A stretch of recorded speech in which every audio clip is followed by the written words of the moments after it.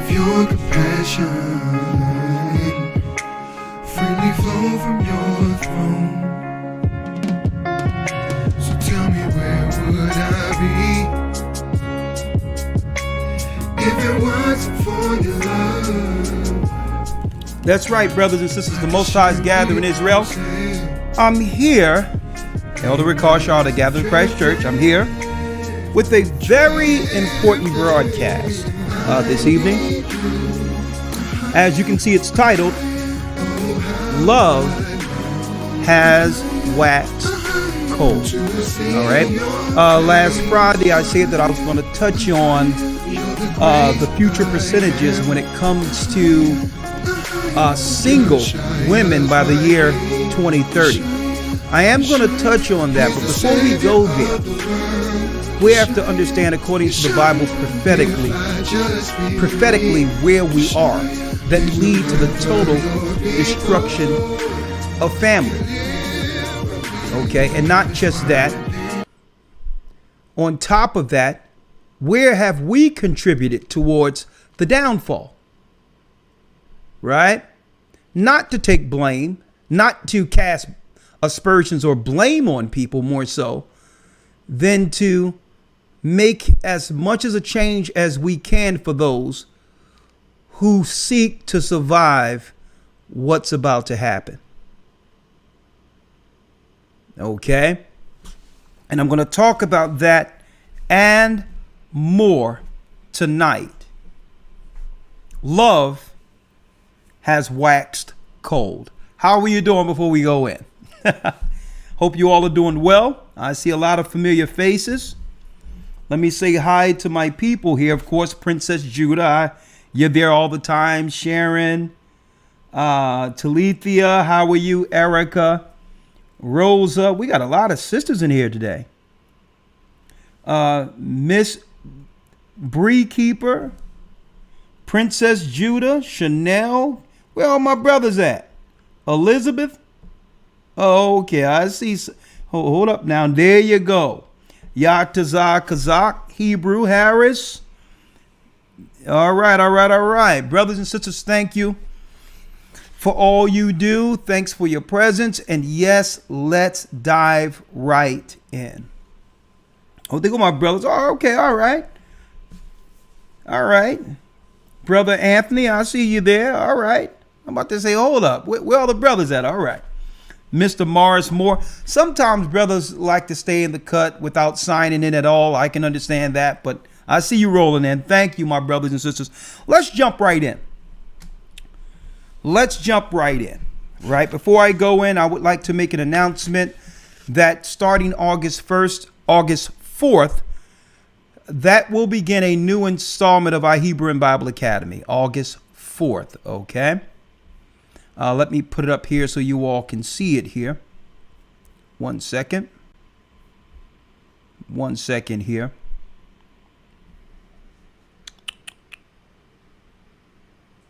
I'm going to put it up here briefly so you all can see it briefly here. All right. August 4th begins a new Hebrew and Bible Academy. Okay, brothers and sisters, I hope you all can join. The finances goes towards helping this work. And of course, we are diving into some brand new lessons. For those who have never been in the academy, brothers and sisters, you have no idea what you're missing.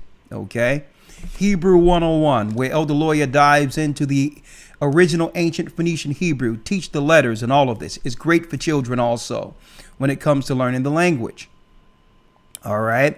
The news we dive into with Shapad and I, non-like any other news, international coverage, even news that America refuses to show within the United States with a prophetic view. We break down the true intentions of LGBTQ in this, how they have been strategically put in place. Always they were working behind the veil, but they have been put in place as the new gatekeepers to actually destroy all morality left and do a straight attack on traditional values. And I'm not talking about LGBTQ. I'm talking about evil in of itself. All right. And we're going to talk about that according to the Bible.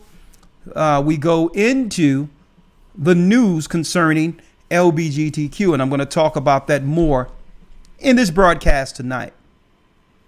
All right. And of course, we send you out the lessons, online interaction, Zoom calls. And guess what? It's the best 3 to 4 hours a day per week you'll ever spend learning the Bible. Much fun. Okay. Now, go to historytimes.org to enroll. Now, let me go over some of the lessons we'll be diving into. What lessons can we look forward to? Well, this particular academy, brothers and sisters, the theme will be unfolding the seals of the apocalypse. Okay. This coming Sunday, I'll be going into Elder Lawyer and I breaking down the seals written in the book of Revelation. What does that mean? How do you understand the manifold understandings when it comes to the apocalypse? Well, I'm going to go into the 7 seals this coming Sunday to end this academy, and we're going to dive even more. With each lesson we break down in the academy, we're going to link it to the end times apocalypse for the next academy. Okay. Unfolding the seals of the apocalypse will be the theme. And I hope you all attend, be a part of this, because, hey, we're dropping some serious knowledge. And a matter of fact, it's just in. Elder Lawyer gave it to me. We got the lineup for all 12 weeks for the academy. Week 1, the creation of the universe, declaring the end from the beginning. So not only will we break down how all things began, folks, there is no beginning without an ending. Okay. That's why it's tell us in the book of Revelation, Christ says, I'm Alpha and Omega. The ending has already unfolded. We just didn't get there yet. And I'm going to be talking about that. The ending has already happened from the heavenly standpoint. So when I break down the creation of the universe, I'm going to show you how that had everything to do with the ending, the end times apocalypse, the end of apocalyptic times. Keep in mind, folks, it's no different than if you receive an idea on how to do something, right? There's an initial thought process that goes into place. You begin what? You begin action that will lead to results, only to enjoy the ending that came with that idea, right? So you get the idea first, and then you get things working with what? With an outcome in mind. Well, folks, that's right. This is how it was done from the beginning. Okay. So everything when it comes to succeeding or finishing, let me give you some wisdom here. It doesn't matter the idea. If you cannot see the ending of any idea, it fails. But if you understand it from part A all the way to Z from the beginning, when you get to Z, you succeed. Okay. So we're going to be dropping that in the academy. Okay. An idea is nothing unless you know how the results will end out, or the final outcome will result. Okay. So that's how it was in the beginning. We're going to talk about that. The creation of the universe, declaring the end from the beginning. First time teaching it that way. Tracing the serpent's seed, the final judgment of evil.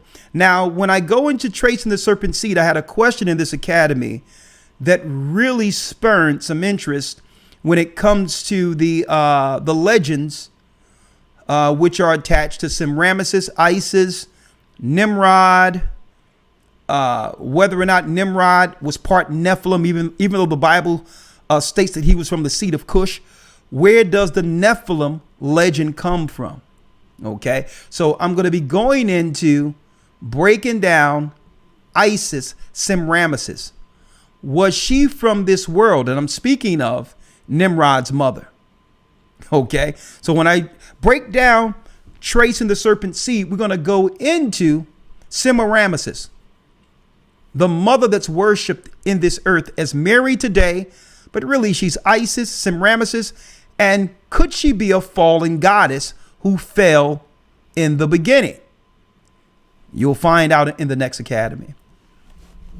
The promised seed, the promise fulfilled. And when I go into the promise fulfilled, I'm going to also go into the following week, the split between Israel and Judah, finding the true Jews of the diaspora. Who were the Jews who were expelled from Spain? You'll have that history. Okay. The breakdown of modern day Christianity. Will there be a rapture like the Christian church teach? The answer is no, and we'll prove it. There will be no rapture, and we can prove it. The breakdown of Islam and the fall of Mecca. We're going to talk about that. Week 8, I'm saving this lesson for the first time being taught. The secret cult of Moloch. You'll never understand eugenics and why they have legislated getting rid of newborn babies, what they call reproductive rights. Folks, you'll never understand it unless you go back in history. Look into the Bible, and it highlights a secret cult of Moloch targeting children. Folks, you're going to find out what we see, what we call politics over there in Washington, D.C. and others is a part of a serious priesthood. It's a religion hidden in plain sight. Well, I'm going to talk about that. The secret cult of Moloch will be week 8. The judgment of the modern day Sodom and Gomorrah, week 9. Week 10, making it through Jacob's trouble. Okay. Backed by popular demand. Those who've seen that lesson want me to go over it again. So I'm going to do it for the next academy. How to make it through Jacob's trouble. The 4 beasts of Daniel. And we're going to end it week 12 with the kingdom of God. Okay. Life after earth. Week 12. Man. As we come closer to the end, brothers and sisters, these lessons become more profound, and none of this would be possible without your participation. So again, I'd like to thank you all for being a part of this, helping this church, and may the Most High bless you and your homes. And it tells you in the scriptures that those who have actually blessed the prophets will receive the blessing of a prophet. Okay, so thank you for your support, and we're going to do everything we can to really put our foot in the next academy. Okay. historytimes.org for those who are interested.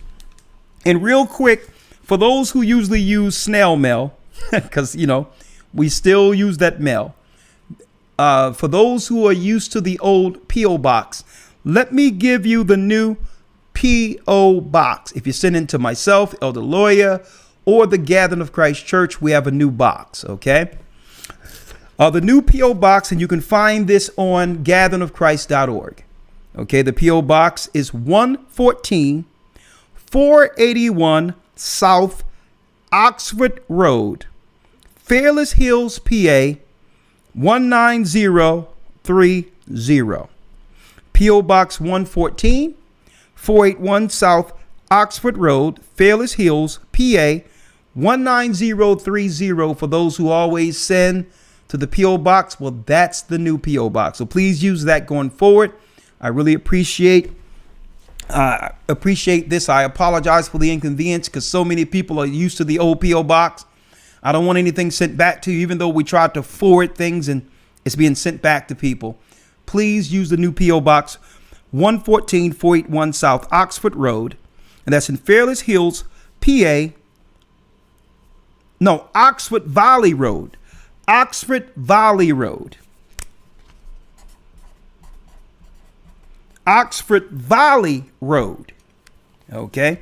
Make sure they understand Oxford Valley Road. Okay. They have to update our, hold on. Let me make sure they put this on the website. Okay.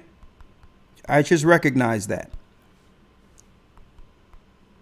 Oxford Valley Road, and that's Fairless Hills, PA 19030. And again, I like to emphasize, brothers and sisters, that outside of the academy and others, we do appreciate when you support this work, like you see down here.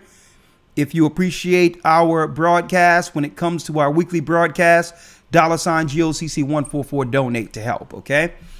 If you don't have Cash App, it's okay. Go to gatheringofchrist.org.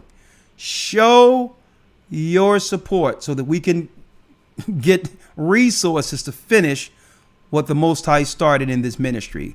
If you don't have Cash App, it's fine. Go to gatheringofchrist.org, hit donate, and please continue supporting the work. All right. Now that I've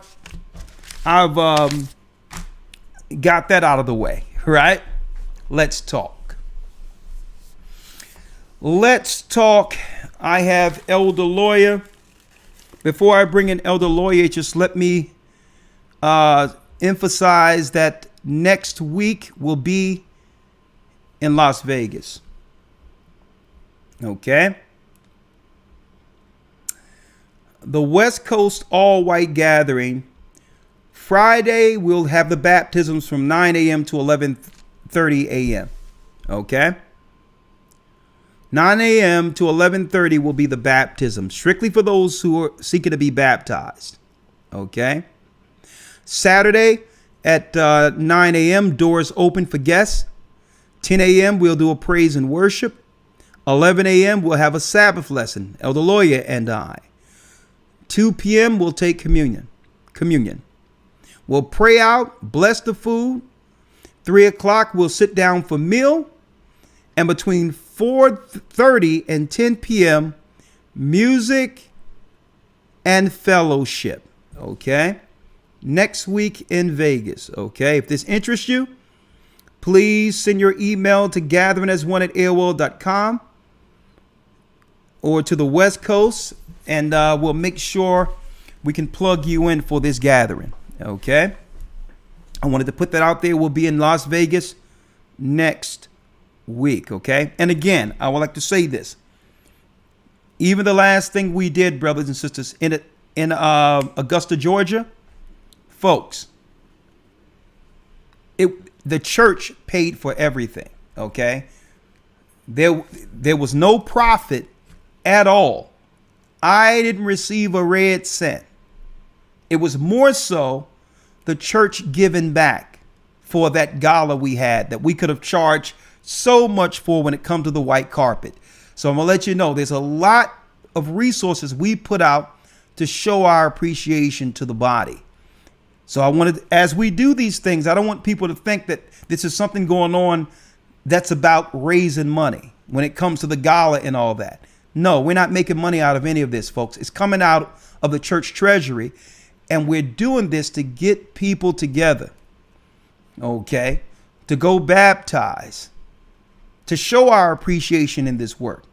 I don't receive nothing from this. I want to let you all know this. So when you see these galas, I don't want you to relate it to what you're seeing out there when Kirk Franklin and others come together to financially grandize themselves off of the Christian community. Now, not that I'm saying it's anything bad with them doing that.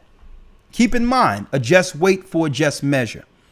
If these people are performing and doing whatever they want to do and are seeking to make a profit off of the gifts of their hands or their voices or their talent, there's nothing wrong with that. But I don't want you to think because we're doing this on the next level that that is what this is. The money comes out of our treasury when we do things for the congregation like this. And I thought you should have full transparency to understand this, because as this church grow bigger, we're going to be doing some big things. Okay. But it's going to be what? To cast a wide net to save as many people as we can before the war, before things shut down. And yes, we will need resources so that we can turn these resources into something tangible before the paperless society is rolled out. Okay? So I'm just putting this out there because we've always been transparent, and that will never change. Okay? Now, jumping right in. Jumping right in. Here. It's time to go in now. And please do us a favor, brothers and sisters. Hit the like button. Okay?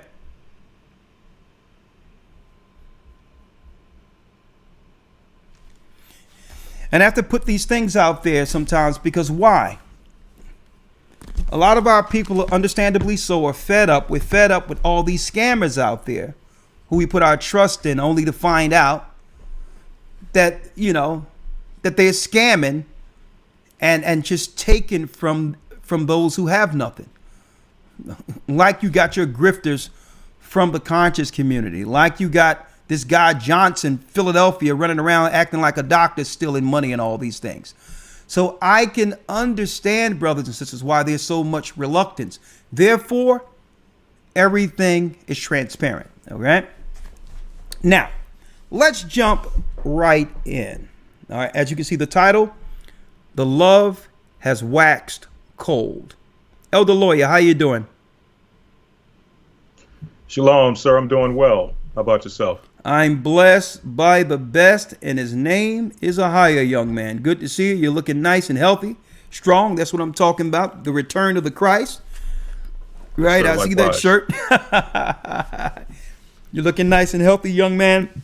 I want to talk about a few things, Elder Lawyer. There's so many things going on, and I believe that everything that I've put together for this topic is for this broadcast tonight, right? It crystallizes the title I came up with. Love has waxed cold. There's so many things going on, right? And I'm going to go into the numbers of how they expect so many people to be single by 2030. But there's a few things that I must talk about, right, before that, just to give some context, because many people are asking, I have phone calls, people send texts and all that. And they were talking about a few things that happened not too long ago with, in particular, the thing that happened with Straightway, or what you would call Pastor Dow's ministry, right? Mm-hmm. Right. And I don't know if anyone have heard about that, right? Where there was a raid on Pastor Dow's, well, it was more theater than anything, right? I don't know what happened. I'm not going to pretend I understand what happens, but I understand when the news report on something like this, the majority of the time, it's a hit piece, right? Something that brings a negative connotation to those who know the truth concerning us being Israelites. They'll never, I would say, report unbiased, Right. or separate what someone does negative from the group itself. Now, am I in defense of Pastor Dow? No. But again, I'm careful not to jump on things like this, just because the media would like us to demonize or attack or come against our own people. They love stirring the pot to see how it unfolds. Who's going to attack and go against their own people without hearing both sides? That's first and foremost. The Bible states, before two or more witnesses, let all things be established. Right? Let me put that out there. I'm not in defense of anything because I don't know what's going on with that compound and what's going on with that. I'm not a part of that. But I would say this. Okay? And here's the honest truth. I will say from the beginning, and Elder Lawyer would know this, and I've been on record with this. I'm not against how they're going about the all things common there. And I put that on record. Not that I don't think that it's a good idea. It's a utopian idea that if all things worked out, it would seem like a good thing to do. But what you can't bank on, like I said from the beginning, what others are going to do. Okay? When you bring them all together and there's so many people operating separately, if one person, even if they're not significant in the grand scheme of things, it's enough for the government to pull through someone else to pull the whole thing down. And what did I say in the beginning? I said, usually it's something with children. Think about this. Living in North Philadelphia, right? On the block, right? How many times we scraped our knee or broke limbs? And our parents like, what you doing, boy? Jumping off of old houses and roofs and all that. And nails, how many things happen when you come home with a black eye from fighting, right? Mm-hmm. So what just natural as a young man or whatever the case might be, any injury that happened on these particular facilities, any injury, is going to be abuse. Even if it was an accident. You can have a family member that's malcontent who don't like what you believe in. And through that, they can go to the government and use a child to take the whole thing down. This is what I said years ago. Not to say what I said had anything to do with this, but it's too much responsibility that comes with unforeseen actions with people on your property. Right? So this is why I'm like, that all things common, because people change their mind. They get upset. They can come back and say, well, I want my money back. Right? Or someone can get mad at someone, and the Most High forbid, if someone wants to take something down, the only thing they can do after getting mad from leaving there is claim that someone got raped. It's too many things that can happen that the government is waiting for. And it usually comes through someone that was in the congregation who flipped. The person who loved you today can hate you tomorrow. And guess what? Christ says that many shall be betrayed. Right? So my take is, what they do is their business. I have nothing to do with it. But I don't believe under those circumstances, what's going on in the earth today, that that's a wise thing, bringing people onto your property and all that, and what's happening. And not only that, with the prior examples that are out there. And for those who don't know what's going on, let me show them real quick, Elder Lawyer. Right? Yes, sir. Because this is how the news is going to report things. This is going to sit back and wait for one disgruntled person, or for an accident to happen, or something that happens that's criminal. Automatically, they're going to attach it to the whole organization. Fair use for educational purposes only. This is breaking news from the Fox 59 newsroom. Fair use. Yeah, at the end of the day, we found Bryson, and that's who we were wanting to find.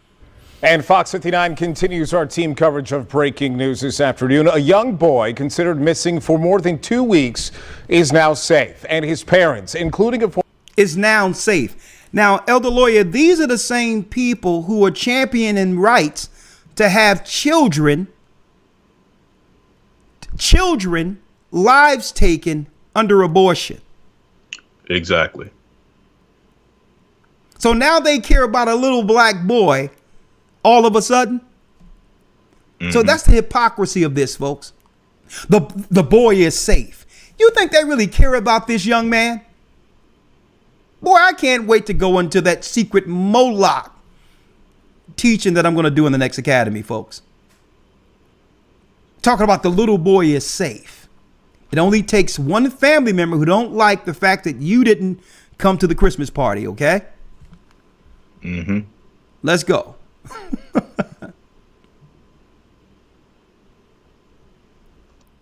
And Fox 59 continues our team coverage of breaking news this afternoon. A young boy considered missing for more than 2 weeks is now safe, and his parents, including a former Colts player, are in jail. Daniel and Kristen Muir walked out of the courtroom after a judge denied them bond during their initial hearing. Thanks for joining us here first at 4. I'm Nick McGill. And I'm Max Lewis in for Aaliyah today. Fox 59 has team coverage on this story, from the charges that couple faces to our exclusive footage of this morning's raid and to a look at the group behind that compound. Yeah, we were going to begin in court here. Y'all hear that? To take a good look at the group behind the compound. This is what I told people years ago. Why? Because Esau, folks, he doesn't create new tricks. He responds the same way under every instance. Historically, they've always did things the same way. Let's make it clear. The Move member on Old Sage Avenue, when they was looking to regenify a part of Southwest Philadelphia, about 3 blocks away from Will Smith lived. The first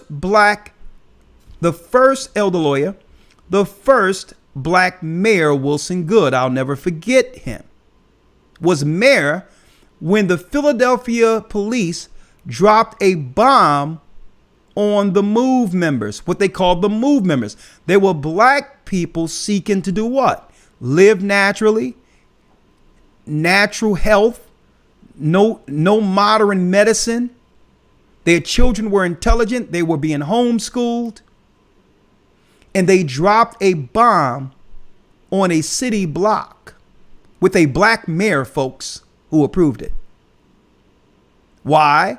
Because they had plans on turning that into a regentrification, and Move was able to sneak in and buy a bunch of these houses for $1. That's when they had dollar houses in Philadelphia for the underprivileged to build up. You can come down to City Hall, buy the houses for $1 if you're willing to fix it up, and you have a certain amount of time to fix it up. It was called dollar houses. They did this for the underprivileged, or our people, black people, as a give back. Well, Move members came in separate under separate names and bought about 4 houses on Old Sage Street where they were seeking to regenify. They dropped the bomb on it. See, that's what they do. And they already set the precedent, elder lawyer, for when people try to come together and do something out religiously outside of government control. They have already set the precedent. What do I mean by that? Well, I believe that a lot of this stuff is staged and all that, some of it. But the Branch Davidian have set what? Has set the precedent for when people come together under some religion seeking to operate outside of society. Right? What happened with David Koresh? Let's talk about it. Fair use for educational purposes only. In 1993, Americans watched breathlessly as FBI agents faced off with a self-proclaimed religious prophet and his armed followers in Central Texas. This was the established by leader Victor Houghton, a weeks-long standoff between the federal government and a religious group known as the Branch Davidians. Established by leader Victor Houghton, the Branch Davidians are a Christian sect, an offshoot of the Seventh-day Adventist Church. See that? See what happens? Fair use. Look at it again. As FBI agents faced off with a self-proclaimed religious prophet and his armed followers in Central Texas. This was the Waco siege, a weeks-long standoff between the federal government and a religious group known as the Branch Davidians. Established by leader Victor Hautef, the Branch Davidians are a Christian sect, an offshoot of the Seventh-day Adventist Church, with a literal interpretation of the Bible's prophecies. Hautef and a group of his followers settled near Waco, Texas in 1935. Branch Davidians believe in the second coming of Jesus Christ and a day of judgment in which God will punish the wicked and reward. What happened when a white family came together under a compound?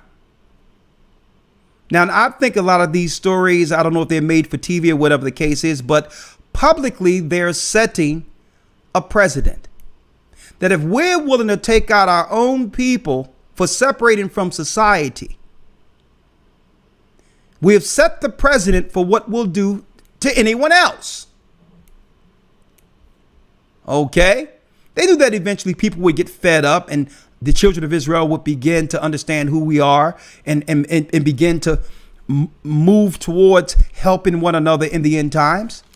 So when you see stories like this, they have set the precedent to where they can lock things down, jam all communications, harm people like we've seen what happened here, and then let the news narrate the outcome.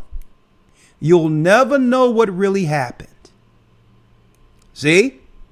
They'll jam communications, go in, claim somebody got robbed or something, got killed, that they're there to save the children, and wipe everyone out. They have done this before.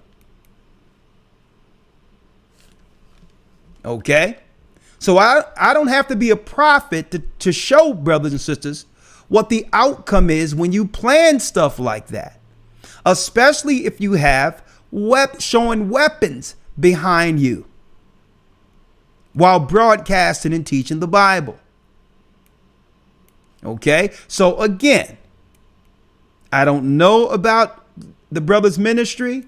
I've always prayed for him. I always thought that the brother had some good points. The fact that he's courageous, but I never thought going this way was a good idea. Why? Because it didn't work for David Koresh. And he's white in America. Okay? And what happens is when they're ready to come against you, they shape the narrative. They're not going to come at you unless they know that they'll be able to shut everything down and be able to narrate from their side to have the moral high ground while destroying. Okay? Let me put that out there. Now, let's go back to the story now. Because what they do is they put these stories out first to get the world conditioned into accepting what they'll do next. Here, though, Fox 59's Michael Van Scoik joins us now from the Cass County Courthouse. After sitting in on that hearing, Michael, what can you tell us now? Well, Nick and Max, we heard that Cass County Judge Stephen Kitts denied bond for former Indianapolis Colt Daniel Muir and his wife Kristen Muir. Now, the two of them facing multiple charges. The judge cited reasons for denying those charges as the pair being a potential flight risk. Now, this came as a surprise to Muir. You could see that he was visibly upset by this decision. You could also hear making remarks to his attorneys about this decision. Now, Muir and his wife, Chris. Now, what they're saying is, and I don't know whether or not it happened or not, right? But they're charging them with abuse, right? But do you think that they would have been held without bail if these were just two regular black people, elder lawyer, living in the United States that wasn't attached to that particular group? Do you think it would be without bail? Probably not. And I'm just speaking off of, again, I haven't followed this situation to even know what the ins and outs are, but usually I would probably say no. Okay, so now, and I'm not justifying if they did something, the law is the law. But without bail? But now it's not just these parents under fire. That's the whole deal. Kristen are both charged with obstruction of justice. Daniel is also charged with domestic battery in this case. Now, defense attorneys say Kristen is a nursing mother and asked the judge for a possibility of a GPS monitoring system from the court. Judge Stephen Kitts says this decision to deny bond has been based on the couple's failure to comply with anything over the past 2 weeks. Fair use. Daniel Muir's defense attorney did briefly speak to us on camera. Let's go. That search. This is video we shot exclusively let me show you how they Wednesday came in. morning, showing state police covering one entrance to this remote, large Logansport property, marked with signs saying "Welcome to Straightway Indiana Goshen," a religious group headquartered in Tennessee. Law enforcement had rifles at the ready as an armored IMPD SWAT vehicle sat inside the fence. Y'all see this? An armored SWAT vehicle. See? And it says what? Teen rescued after compound raid. Folks, it doesn't matter whether or not it's exactly how they're reporting it.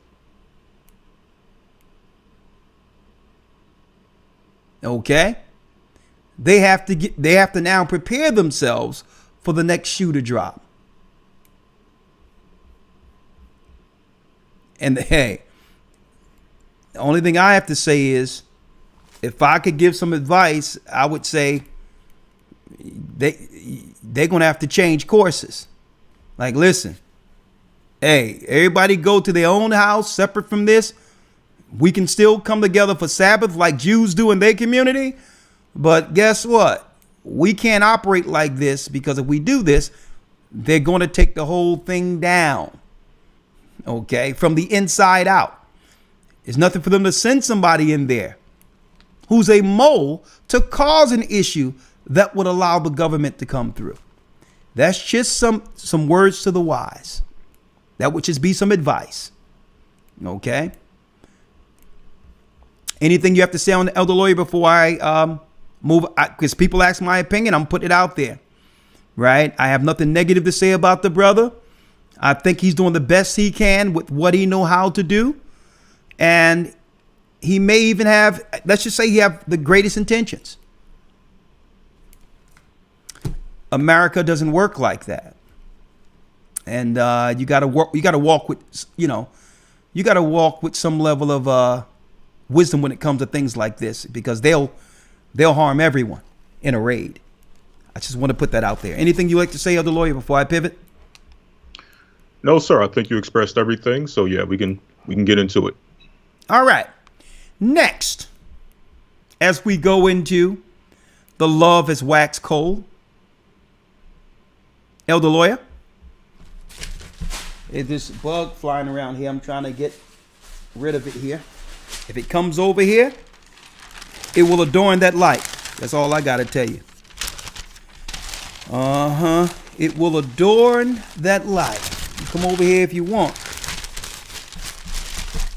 You'll be on the first couple of minutes of those 7-day journeys. What do we have here, elder lawyer? This was also sent as we break down love is wax cold. Right? Now, what do we have here? Well, what we have here is a possible psyop waiting to happen. Somebody pieced this together on Instagram. I have some news that I'm going to put out there on Instagram and Twitter as we grow those social media platforms. Look forward to that. But look what someone put together with IUIC marching down the street. They take all young men, whether it be 12 and older, put some purple shirts on them.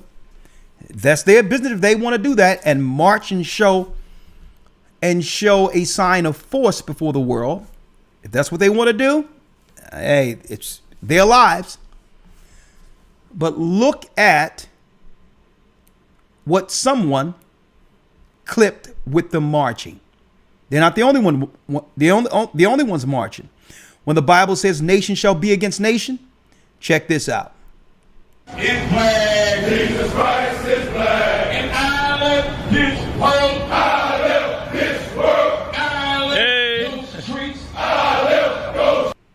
The same time the group is marching, IUIC. The neo-Nazis are marching. Moses told me. Deuteronomy. If we grow old, Fair use.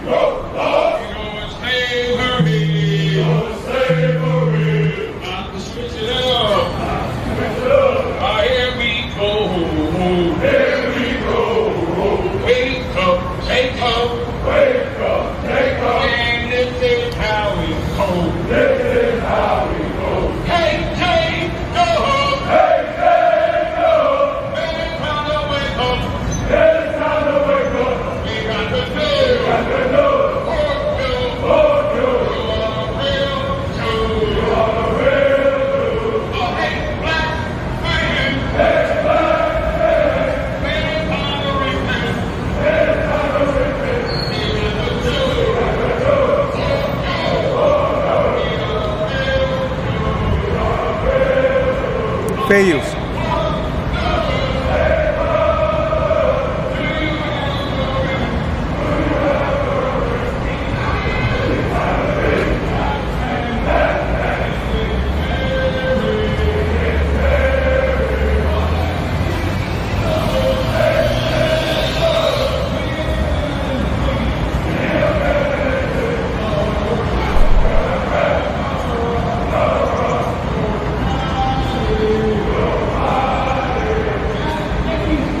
Now,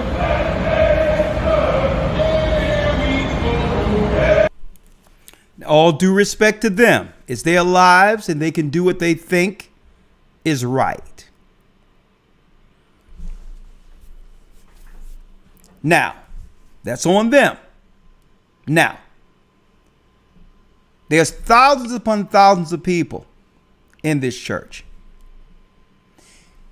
If I wanted to, I can request or command all the men throughout the United States and the world to line up all the young men, the teenagers, and all the men within the church and put on white shirts and march in army formation.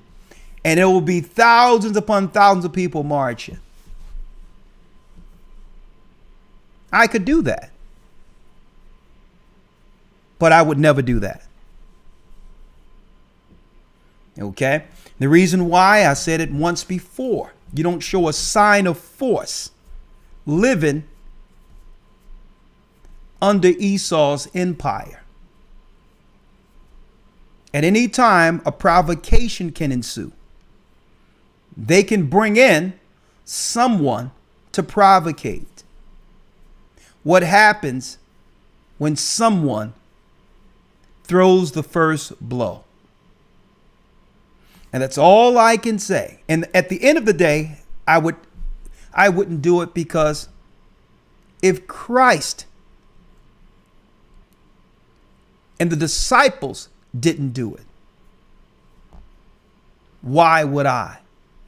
Christ told that centurion, elder lawyer, don't think that I cannot pray to the Father and have legions of angels block out the sky. He could have ordered the angels to come, but it isn't time. There is no force to be shown without your king.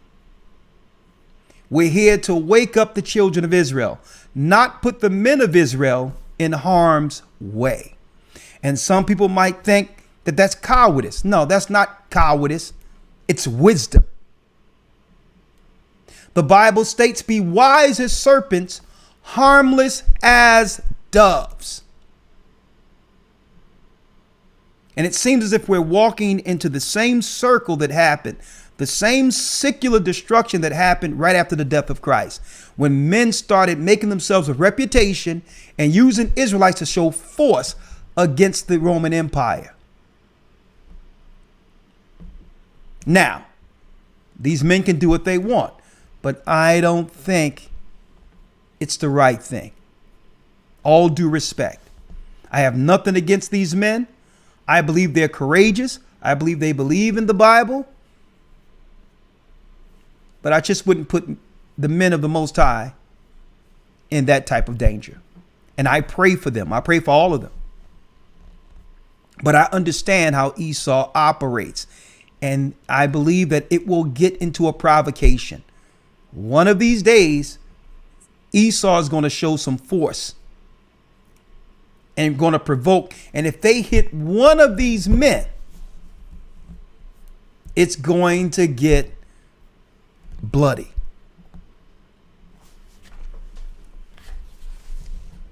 Anything you have to say on that, Elder Lawyer, as we go? Love is wax cold.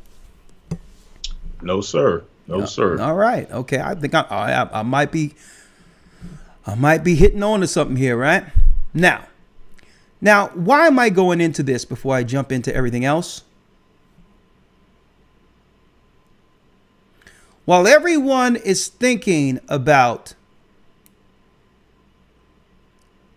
the cognitive digression of the president,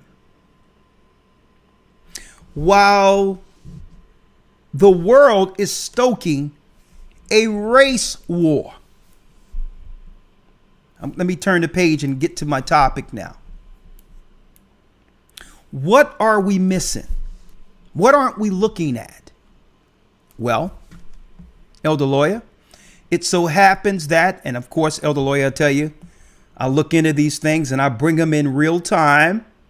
I try not to tell them in advance exactly some of the things I'm going into for the broadcast. I like the spontaneity, right, of his reaction when you give one, right? But Yes, Elder Lawyer, while everyone is being distracted over all these things going on in the earth, there's some legislation that's actually getting resisted or being resisted in California. While they destroying families and all these others, LGBTQ and all these others are trying to stop a bill that you can't hear nothing about really in the United States at all. You have to actually go into international news to know this is actually happening. There's a bill, a Senate bill, 1414, that was presented February 16, 2024. It was amended July 3rd, amended in Senate May 22nd. July 3rd was an amend, right? And there's hearings going on presently. Why? In this bill. And I always look into these things. What is this bill? SB 1414, for those who didn't hear about it. You can't go into prophecy and not understand what's going on politically behind closed doors while they keeping everyone distracted. What is the bill SB 1414? As amended, grove crimes. Let me put it here, show you where it's at. Solicitation of a minor. Under existing law, a person who solicits or who agrees to engage in or who engages in any act of prostitution with the intent to receive compensation, money, or anything of value from another person is guilty of disorderly conduct, a misdemeanor.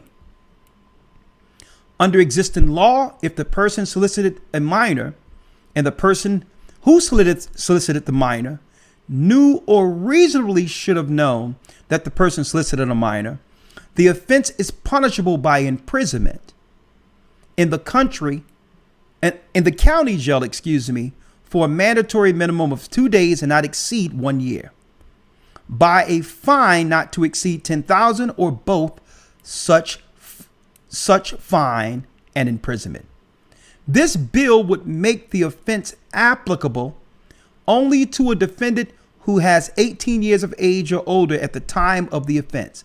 The bill would, if the person solicited was under 16 years of age, or if the person solicited under 18 years of age at the time of the offense and the person solicited was a victim of human trafficking, make the offense punishable as a wobbler by imprisonment in the county jail for not more than 1 year and a fine not to exceed $10,000, or by imprisonment in the county jail for 16 months or 2 to 3 years, right?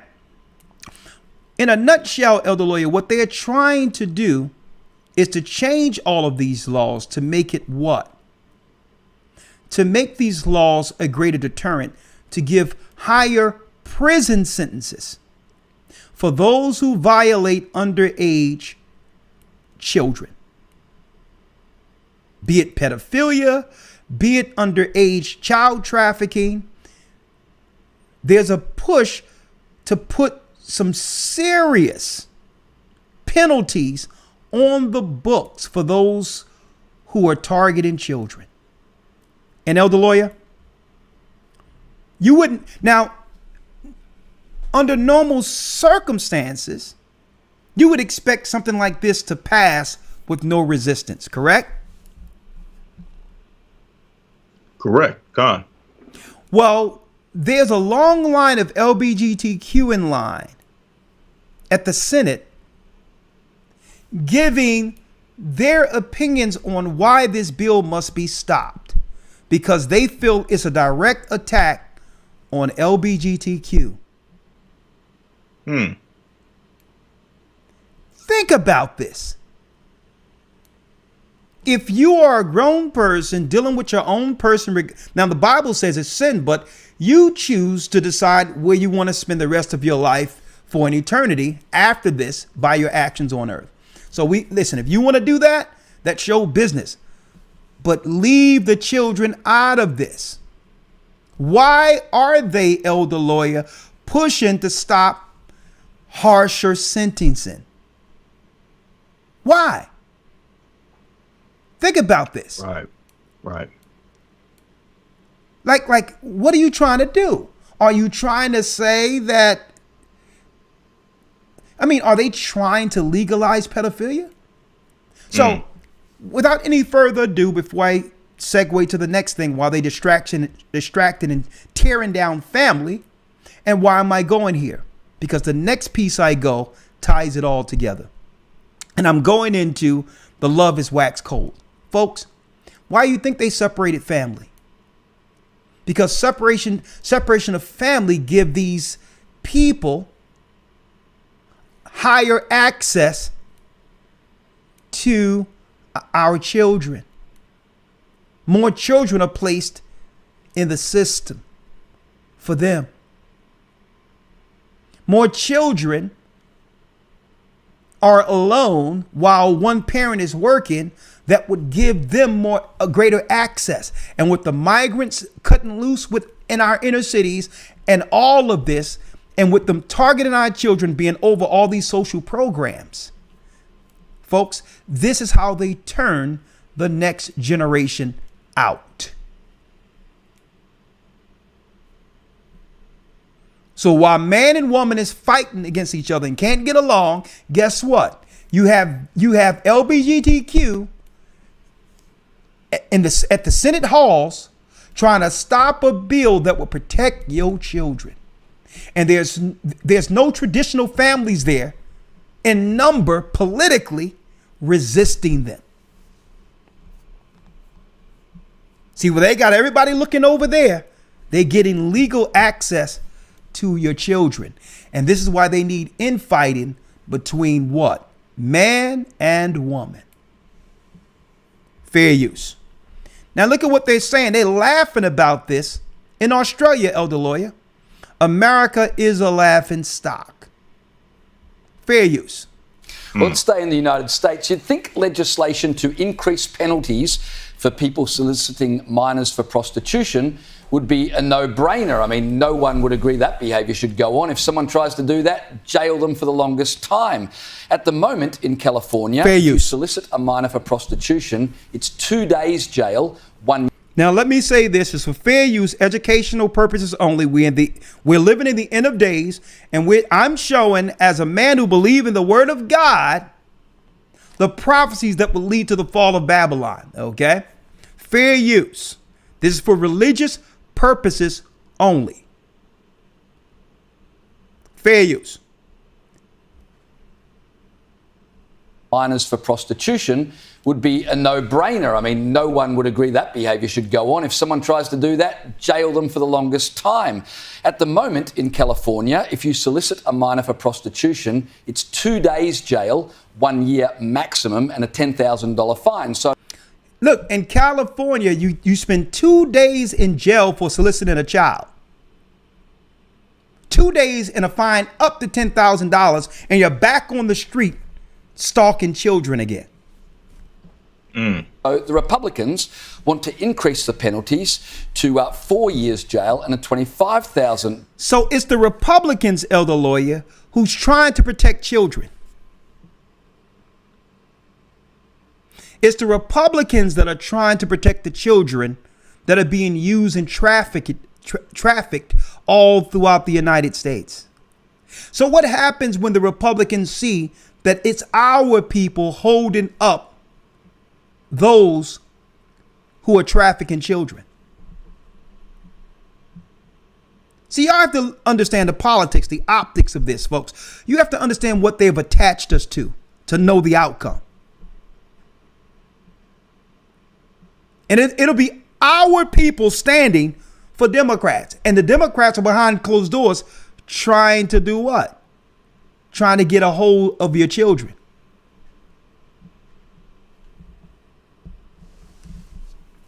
Dollar fine, and yet that is being opposed by LGBTQ activists who claim that upping the severity of fines for those who solicit minors for prostitution would disproportionately affect the LGBTQ community. Have a listen to. Look at that. So, elder lawyer, if you try to stop them from soliciting children, you are discriminating against LGBTQ.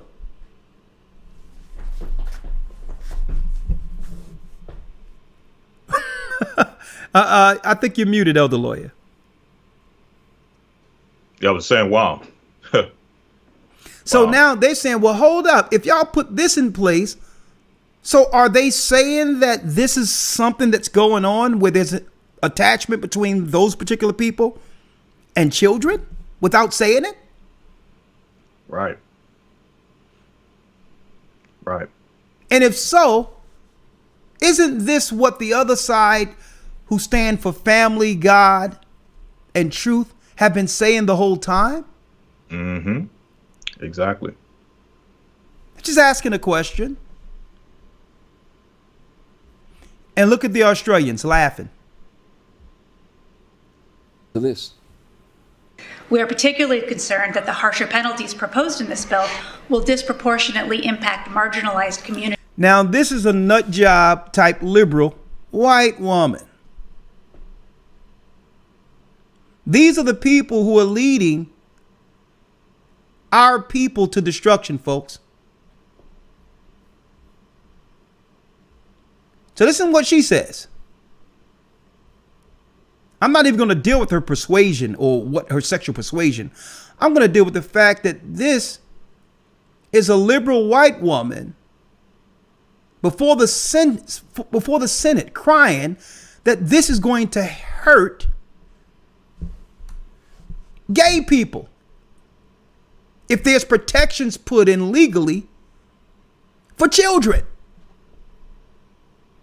The LGBTQ community. Have a listen to this. We are particularly concerned that the harsher penalties proposed in this bill will disproportionately impact marginalized communities, especially members of the LGBTQ community, who already suffer from systematic biases within the criminal justice system, particularly when it comes to sexually based offenses. Studies have shown that LGBTQ people, particularly gay and transgendered individuals, are more likely to be charged with sex offenses compared to their heterosexual counterparts. For instance, LGBTQ individuals are 9 times more likely to be charged with sodomy. Measures like SB 14. She says the LGBTQ community, elder lawyer, is 9 times more to be charged with sodomy. So you're discriminating because you got to let them do what they're going to do. But she's stating that what she's leaving out, folks, is these acts against children. They're 9 times more to be charged with sodomy. So she's saying Y'all need to back up off of this and let us sodomize these children. 14 lead to higher rates of incarceration, longer sentences, and increased difficulties in finding housing and employment. And she said, elder lawyer, and it gets in the way of them being able to find housing and employment. That means if these laws are in place and these are felony charges, then what? You would think twice about allowing them to just go next door, adopt children, and sell other underage people in the community. And what she's saying is that they're victims because of these harsher penalties as being presented through the bill SB 1414. And mind you, elder lawyer, I seen the hearing. I don't want to hear it all. I'm going to play the rest. I went and seen the hearing. It's like a 3-hour hearing, so I had to parse through it this morning. And don't you know that she said she was able to fix her face and claim this is going to disproportionately affect not just LGBTQ, but the black and brown communities.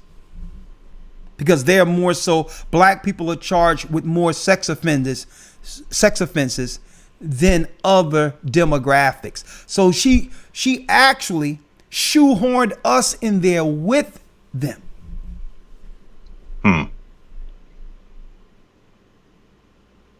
And while we're sitting here at eyes at each other, not realizing what's going on, folks, you got these people who have what?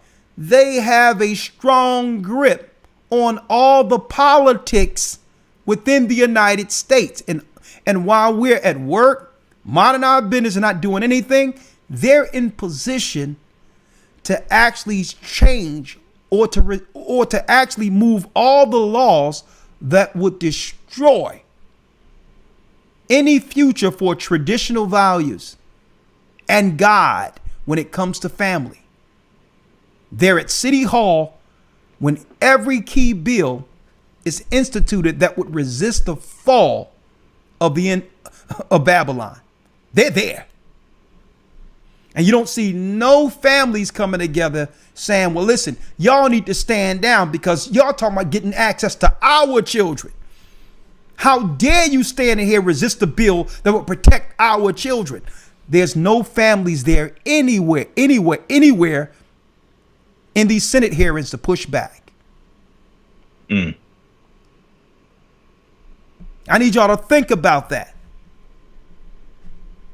They're looking at anything that could resist them of selling our children, and they're getting in front of it. And there's no family, not our people. There's no one of us there to be found resisting it. Why is that? And I need that question answered tonight. To that, and I simply could not believe what I was hearing. Fair use. Hit the like button. How does anyone make sense of an argument like that? I'm sure the LGBTIQ community are saying, please stop talking on our behalf. That is the opposite of standing up for them. I mean, they're literally pointing the finger at this community saying, if you are going to punish people for having sex with minors, then you're disproportionately punishing people belonging to the LGBTIQ community. If that doesn't make... If that's not a confession, I don't know what is. If they're saying, elder lawyer, that this will disproportionately affect LGBTQ, are they saying that they disproportionately deal with underage children without actually saying it? Exactly. That sounds exactly what they're saying. Yeah, that's a confession. Right. And if so, and they're willing to say this, put it on public record, what are we thinking? What are the people are willing to do to protect their future?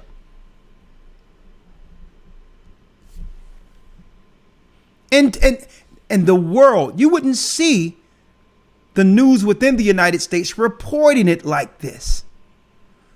This is Sky News Australia laughing at last week a president that couldn't put one sentence together a couple of weeks ago. And now LGBTQ are trying to knock down a bill that would protect children. At the same time, Kamala Harris is talking about, I'm out here in those streets and I need to make sure we give our sisters their reproductive rights, which means reproduction means you're having children. But no, reproduction rights in Wonderland, in Crazy Land, means the killing of children under abortion. And the whole world is laughing. You just absolutely incredulous. Fair and yet use. Here's the senator. Y'all doing a great job. We almost 2,000 thick up in here, brothers and sisters. If y'all can hit the like button, one or two, just a few people who haven't hit it as of yet, it would really help us out to get some traffic here. Thank you. Who tried to bring this bill. There were amendments passed. Her name is Senator Grove. She was trying to include 16 and 17-year-olds in this bill because, of course, obviously, officially, they too are minors. Elder Lawyer, something just came to mind, right? Right. LGBTQ is less than 10% of the population for those who identify with it, right? Right. The key voting bloc for the Democrats that put LGBTQ in position politically are black people in America, the descendants of slaves. Now think about that. So indirectly, without us saying anything, I don't care what people might think, folks. For anyone with a thinking brain looking at the Democrat Party, at the end of the day, if we're the greatest voting bloc of the Democrats, and these are the people we are allowing to have access to our communities, it's stating that all of this child trafficking and pedophilia is what we agree with. Anyone with a thinking brain on the outside of this will look at it and say, this is what black people stand for. Because they have the voting power in the greatest voting bloc to make sure none of this exists in their communities. And I need y'all to really think on that for a moment, of what they've tied us to. I don't want to hear about no George Floyd. I don't want to hear about no racist cop. I don't want to hear about none of this crap.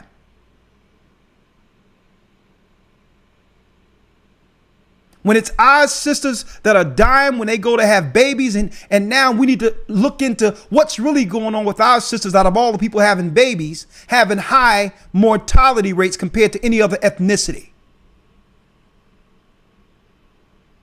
When pregnancy is pregnancy, whether you're black, white, Hispanic, whether you're Asian, pregnant is pregnant. How is it our sisters are going into the hospital and they coming up dead? And our children are getting harmed and all that compared to every other race. And I'm putting this all out there right now to say the love of many have waxed cold. This is the people who don't even love themselves if they allow politically to go down what's going down. If you're the greatest voting bloc for the Democrats, and they claim that the black woman is the backbone of the Democrats, this is what the Democrats claim, then we need to ask the question, Elder Lawyer. Are we naive to some degree? Have we missed the fact that maybe what we're seeing and what we support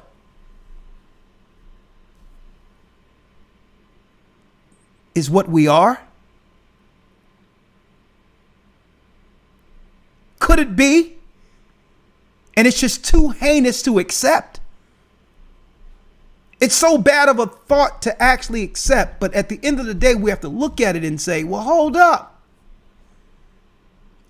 They know abortion comes with supporting this. They know LGBTQ and all this come with supporting this.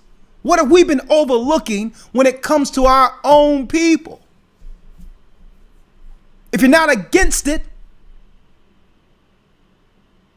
and you're voting for it, I'm just putting some questions out there. Are we more for this than what we're willing to admit?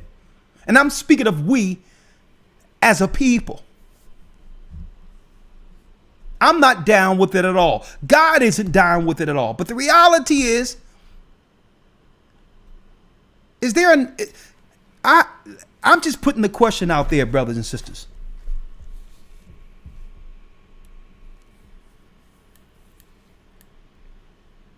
Because indirectly, folks, the optics is what they're going to use to come against our people.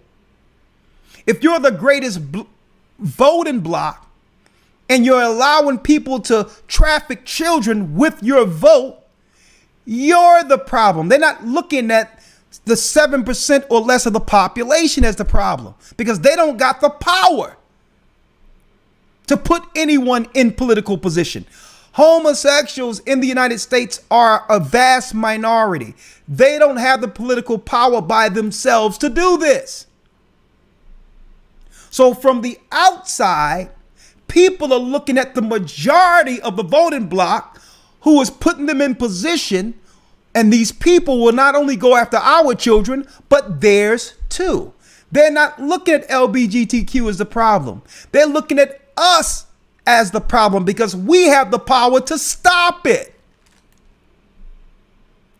And don't. We have the power to stop it and are silent. Elder Lawyer, I see more people talking about how bad Trump is and the debate, and no one is talking about this. This will align, folks. I'm gonna tell you, this gives everyone else the moral high ground against us.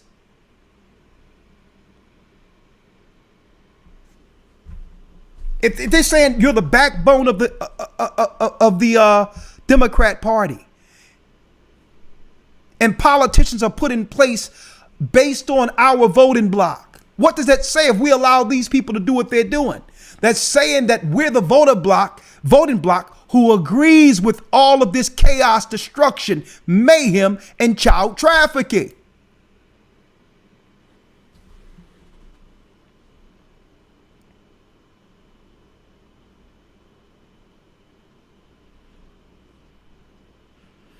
Now I'm starting to understand. Hey, fair use. Let me finish this.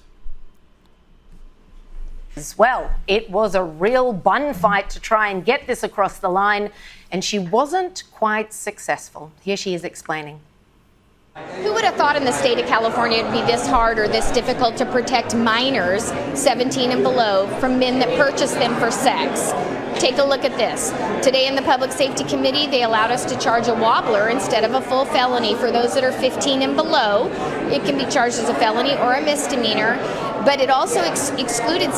Now look who's actually standing up, Elder Lawyer, for the protection of children. Now, folks, I'm going to tell you, the media, when they put something together, folks, there's nothing by chance. Everything is calculated. If they're out there putting out there over and over again that black women are the face or the backbone of the Democrat Party, and the Democrat Party is pumping out all the filth that's destroying the United States and the world and our families. Right? Think about this. They'll be it all day long. Rolling on everything. The black woman. We need the black woman. The black woman. The black woman. Right? And then after that, there's a white woman trying to save the children. Now, whether or not she believe all this, because I understand how these secret religions work, is of no consequence. Whether she believe it or not ain't what it is. It's the fact that what she's representing is protecting children while they're throwing our sisters under the bus claiming that we're the voting bloc, the main voting bloc for all that's wrong in the world. It's the optics.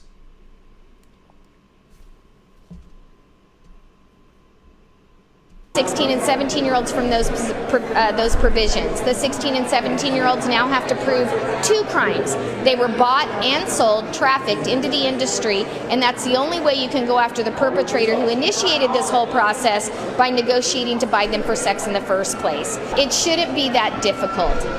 That's it. People that buy children for sex in the state of California should go to prison. It is just... Can't really add to that. That's an aha moment. Those who molest and traffic children should go to prison, right?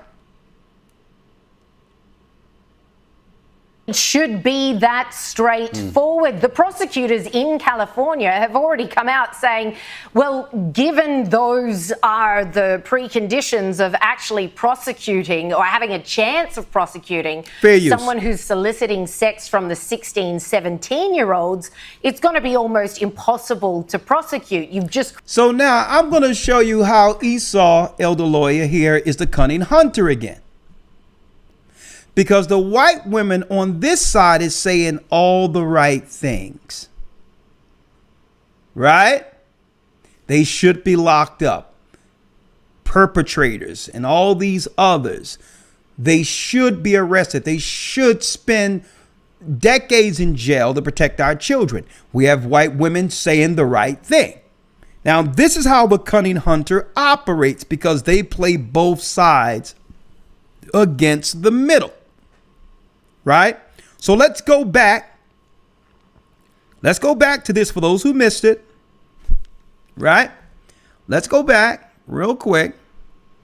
They play both sides against the middle. What do I mean by that? All right, let me go back. Hold on. There's a bill, SB 1414. 1 second, let me get the mark here. Let me go back. Here it is right here. SB 1414, elder lawyer. Now, this is how the cunning hunter works. You got the white women standing for the rights of the children. Let's get rid of anyone who's seeking to traffic children. Yes, right? But this is how the cunning hunter works. You got the white women working on that side who's saying, let's protect the children. Good. And then you got the white women on the other side.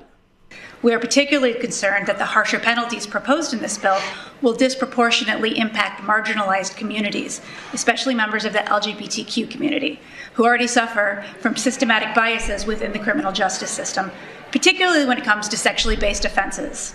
Studies have shown that LGBTQ people, particularly gay and transgendered individuals, are more likely to be charged with sex offenses compared to their heterosexual counterparts. For instance, LGBTQ individuals are 9 times more likely to be charged with sodomy. Measures like SB 1414. Yeah, we can't incarcerate sodomites who are targeting children because it disproportionately affects gay people, as she claimed. You can't make this up. Now, why am I going here? She's a white woman who's stating that, nah, we need to strike down this bill so that you don't arrest gay people for going after children. See, but here's the problem. At any time, this white woman right here, at any time, this white woman right here on the end, out of her mind, can change courses and become this white woman here. It can be charged as a felony or a misdemeanor. At any time. See, and that's the cunning hunter. At any time, the white woman that's starting all this other stuff can change courses. See? Because they have the right to do that. Black women only vote one way. And what happens is, if that what here it is, those with common sense would attack the voting bloc that's allowing grown gay people to have access to children. They're not going to attack the white gay people. They're coming after the voter bloc who put the pedophiles in place to harm children.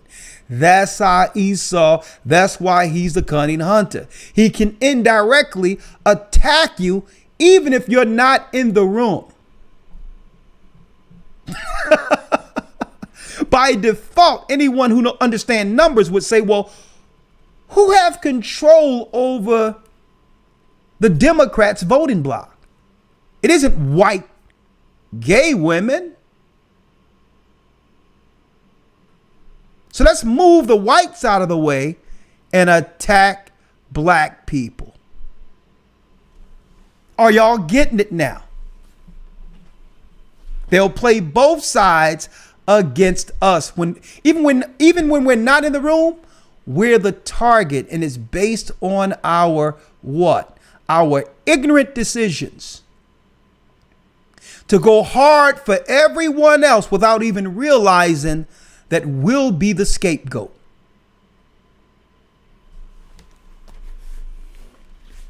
Hit the like button. I'm dropping some stuff on y'all tonight. Now, Elder Lawyer. Here we go. Here we go. Right? Through Willie Lynch. Let me tell you this, Elder Lawyer. Through the beginning of Willie Lynch, chattel slavery, Jim Crow. We went through all of that and still survived as a unit, where our demographic, the children of slaves in America, were the most married in the United States compared to any other race or demographic within the United States. Moral values, the moral foundation of the United States, because we as a whole in number believed in the Bible and Christ. One generation of feminism did more to harm our people, God's people, than chattel slavery. Why am I going with this? Because how do you divide a nation? How do you divide a people? Well, you divide and separate the woman from the man and have them view the world through separate lenses, politically and otherwise, to stay at odds with one another. And that's where we are. So what does it mean?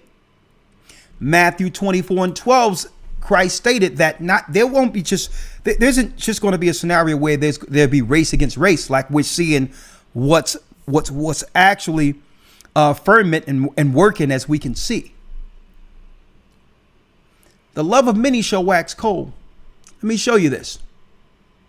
They're not going to have any problem getting access to more children to violate. Let me show you this. And these numbers are shocking, Elder Lawyer. And I'm going to show you where this is all going at the very end. The Bible says the love of many shall wax cold, and we're here. And because there's no love one for another, values, we've allowed the separation of our people. Now, when I read this article, Elder Lawyer, I read it carefully, because even though they're showing a white woman here, they're showing a demographic of how many women in particular in America who will be single and childless regardless of race. What they're not telling people in particular is that the black woman far outnumber the other demographics in this. They're just throwing these numbers together. Let me read this, and I'll tell you what it means, and we can talk about this. 45% of women are expected to be single and childless by 2030, per recent projections. Let's talk about it. Some of this article was written with the help of AI. This article includes affiliate links. That means what AI did was extrapolate all the different data and articles all together into one single work. And this is what it spit it out. This article includes affiliate links. Listen to this. Our culture often promotes the idea that an unmarried woman without children possesses empowerment and autonomy over life.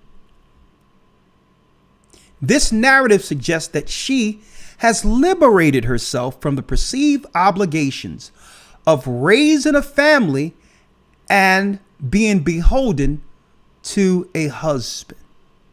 So in a nutshell, our culture have what? Emboldened empowerment, where a woman will choose what? Her own life, her own direction for life over her purpose. Empowerment means I'm anti-family. Until I'm what? Until I'm too old to do what I was doing at a younger age. So raising a family is something later. When really, raising a family starts, that's a young woman's responsibility to begin a family early. Raising a family and being beholden to a husband. Regrettably, whether it's right or wrong, this is the viewpoint, folks. This viewpoint has gained traction in our society. Many women have embraced the contemporary feminist lifestyle, opting for diverse relationships, considering abortion in case of unexpected pregnancies, and foregoing marriage altogether. These cultural shifts are poised to exert a significant influence on the future of American society. What they're not saying is that it's the end of American society.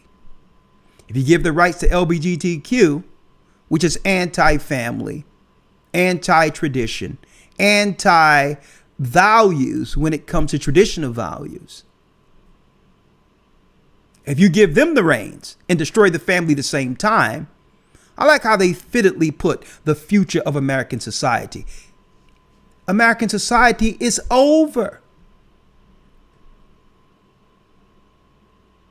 If any one of the two decide that they're not going to do what? If they're not going to fulfill their purpose according to God. Let's just say what it is. According to a projection by Morgan Stanley. Now, you know, I was always an insurance guy. I was on the business side of things. Why is Morgan Stanley interested in this dynamic? It is estimated that by 2030, 45% of women in their prime working years, ages 25 to 44, will likely be single and without children. Now let's stop right there before I go into why this interests the banks and Morgan Stanley. Right? If I will, Elder Lawyer. Let's stop it there. Well, Sigmund Freud and Ed Bernays in the early of 20th century came up with what we would call the marketing through psychology. Right? The only thing you have to do is get someone to desire individualism to sell things. Now, at one point, America didn't want that because it's disingenuous and altogether it's deceitful. Even Christ stated, "Would food, shelter, and raiment be there with content?" By them injecting this psychology within the American culture, they made it where Americans would look at their life and believe, nothing I have is enough. Well, that's all you need to do to drive an economy, a GDP. If people aren't satisfied with what they have, you can always sell them something else.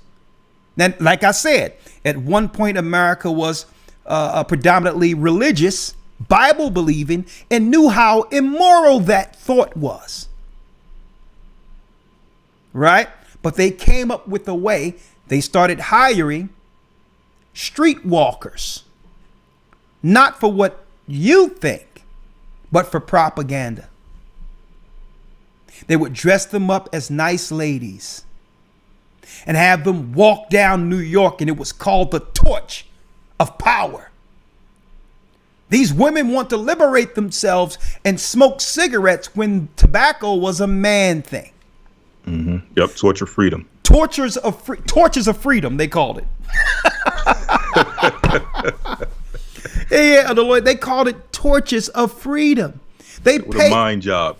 Yeah, they paid streetwalkers to dress up like nice looking ladies to walk down New York at a parade, liberated, smoking cigarettes.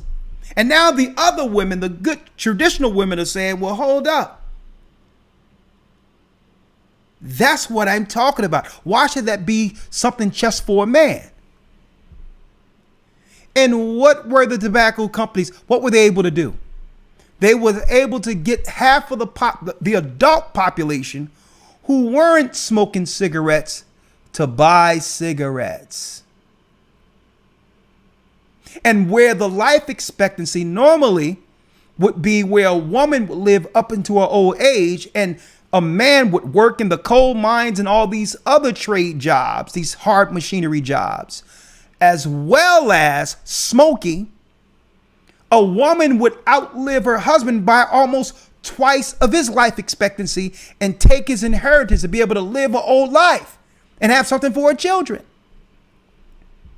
But then they started smoking and the women started dying at an early age. They accepted death.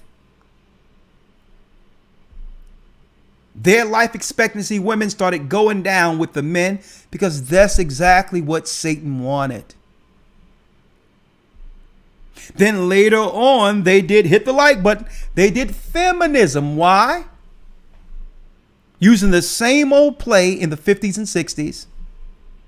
Because they was like, well, okay, this is where Morgan Stanley and the banks come in at. Look, why is it we're only taxing half of the adult population? We need to get the women into the workforce. It wasn't about equality. It was about being able to level off the wages against men. If you have a small working pool, when a man demands a raise, you had to give it to him. We would work a job, men, until retirement because they needed people. The workforce was minuscule. And therefore, it was the what? It was the employed who had the corporations under a barrel. It was the labor force that was dictating things for the company, and they didn't like that. They said, you know what? Let's bring the women in. Therefore, they're smart. They can handle things. And now we have more leverage against the men and we can drive down wages. And on top of that, here's a caveat. We'll tax both of them. Well, what about their children? Don't worry about their children, because while they're busy, we can now indoctrinate their children to accept all of this as the norm. We'll change the curricula and we'll indoctrinate the children. Destroying the traditional values that made our families great with legacy and name, and leaving the children to fend for themselves unprotected. Think about that. Incarceration went up, drug use went up, all of that. And then they said, we'll do one better. Women used to go to college to find the husband who would take care of them the rest of their life. And that was a white thing. No one is going to see those white women play those sports. Them white women were going there to pageant themselves before the affluent white men so that they can leave college with a high-class husband. That's what college was. The black man was able to go to college through through athletics. And through that, we would become the affluent professors and all that by getting degrees while playing sports. They say, hold up, let's leverage this off. The black man got too much power. Let's open it up and make college a black woman thing. And we'll put them under debt and have them leverage their degrees and all of that against their men.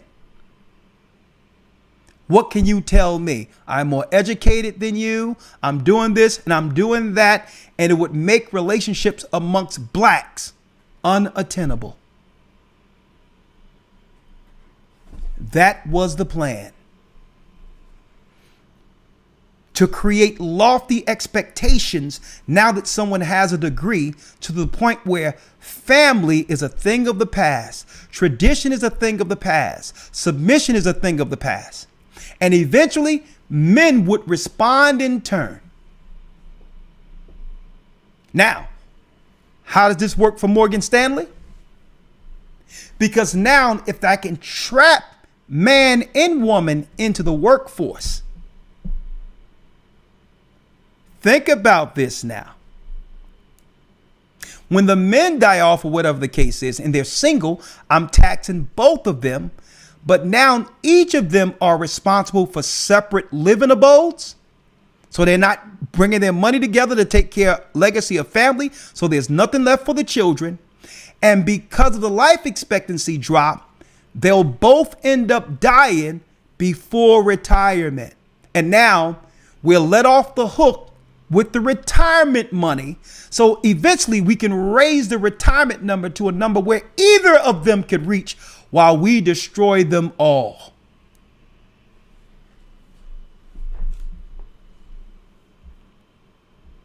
Now, I'm going to show you how deceptive this particular elder lawyer, this particular article is, because it's showing a white woman. See, and that's the deception.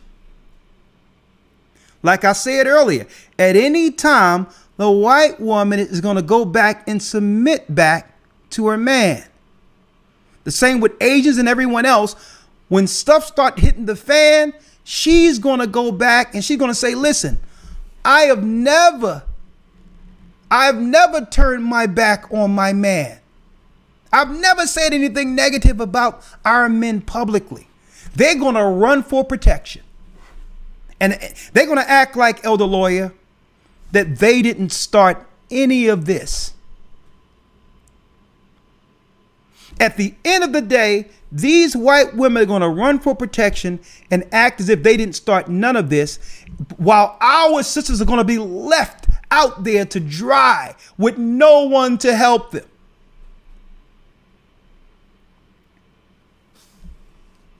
I'm going to finish this in a moment. But then not him. Let me get here. Not him. There's one thing I wanted to show, an article. 1 second. Let me see if I can find it. Fair use. Jersey landlord is under arrest tonight, accused of cutting deals with tenants. Police say his form of payment was not cash, check, or money order, but sex. Joseph Centani is accused of targeting over a dozen struggling tenants facing eviction. Accused of coercing 13 tenants, elder lawyer, into sex between 2016 and 2020. A large number, the majority of women that this guy was soliciting or exchanging favors, sexual favors from, were black women who didn't have a place to go.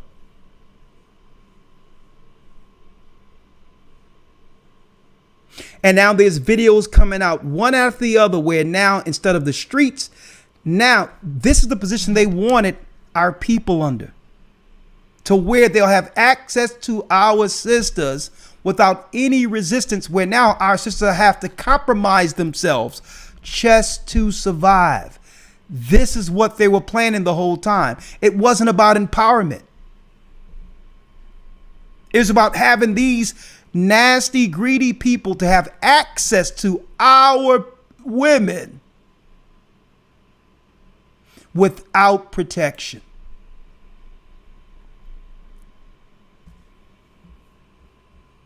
Now let me go back to the article real quick. There's countless videos out there, brothers and sisters, on what I'm talking about here. But let me go back to the article, if I may. Do I have the article? Hold on. Yeah, let me go back. I'm going to finish this up and open up the line in a moment.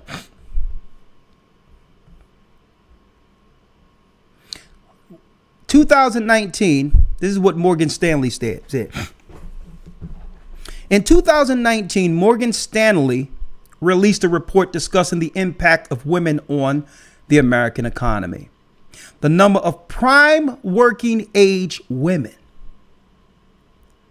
in the United States has been steadily increasing.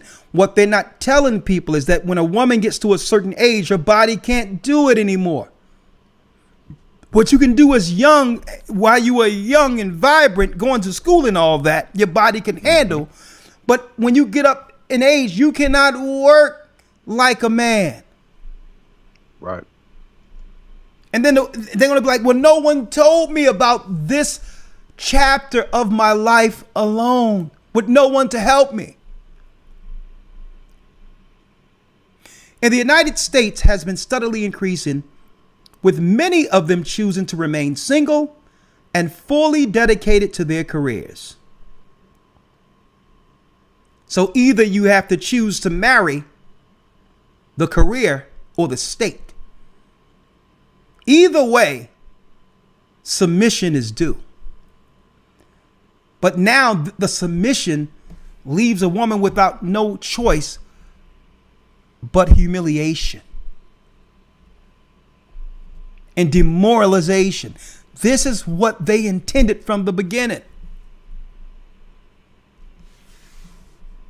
These women will continue to make a growing portion of the workforce, thereby contributing to wage growth.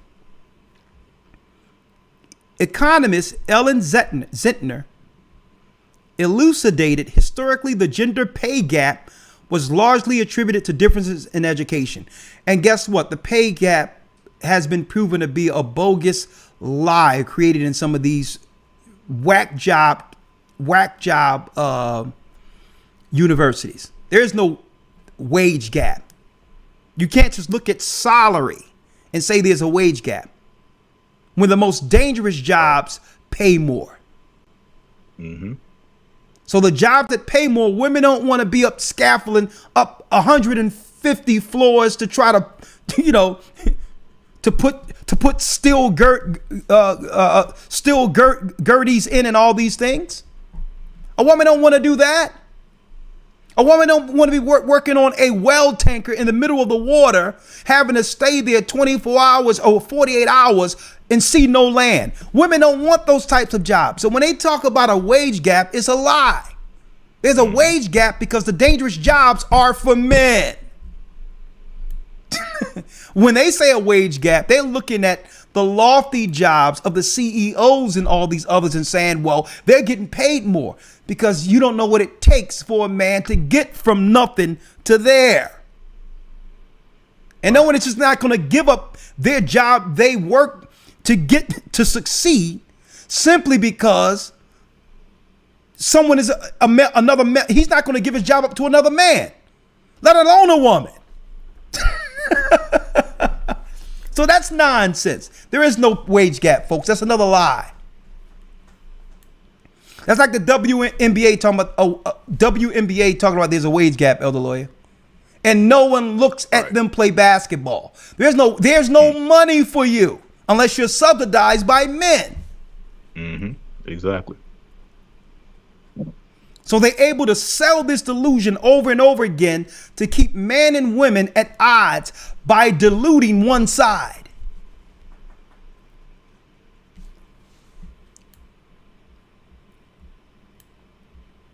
The gender pay gap that doesn't exist, she's lying to people again, was largely attributed to the difference in education or career choices. That's a lie, because look at all the education we got. Look at all the educations our sisters have right now and are struggling. See, it's these white Jewish women like Ellen Zettner who be lying to our sisters. They're telling you the wage gap is because there's a difference in education. Who go to more school than our sisters? And our sisters are still at the bottom altogether in wages earned compared to any demographic in the United States, and are the what? Highest enrolled in school. So that was another lie they gave. Education doesn't guarantee you middle to high class.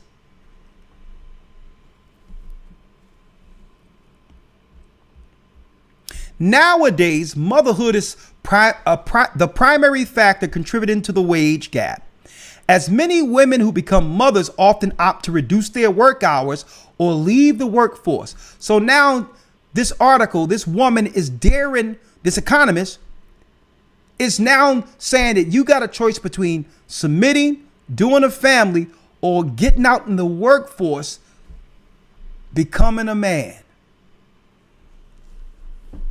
To make women feel less than if they do what women have been doing since Eve was pulled out of Adam.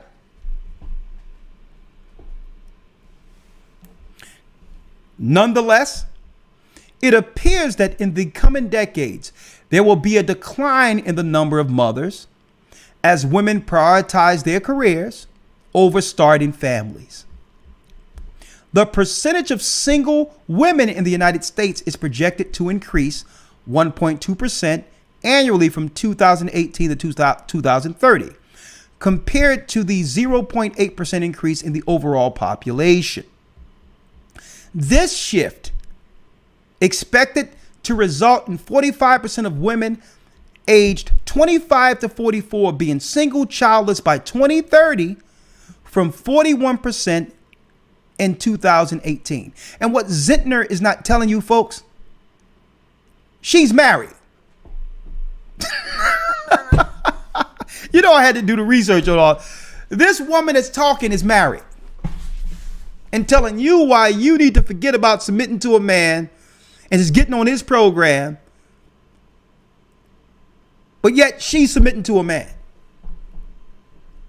It's the same Sigmund Freud. It's the same Ed Bernays psychological mind job they've been doing since the early 20th century.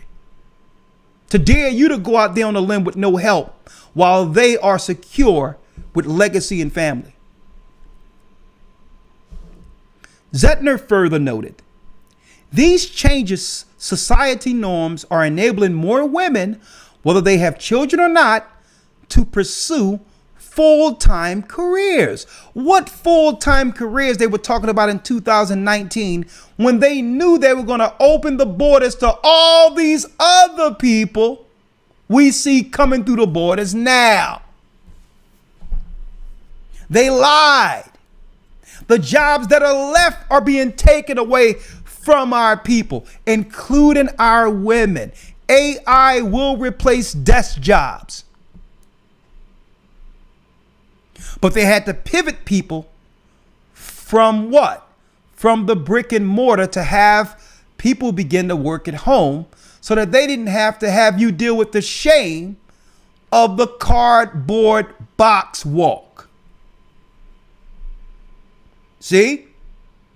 That old cardboard box on your cubicle. You can forego that shame because they already transitioned people at home. So to not go through the conflict. These changing societal norms are enabling more women, whether they have children or not, to pursue full-time careers. And let me tell you right now, and I'm going to put it here, and I challenge anyone to talk to argue against this. The purpose of a woman has always been a man.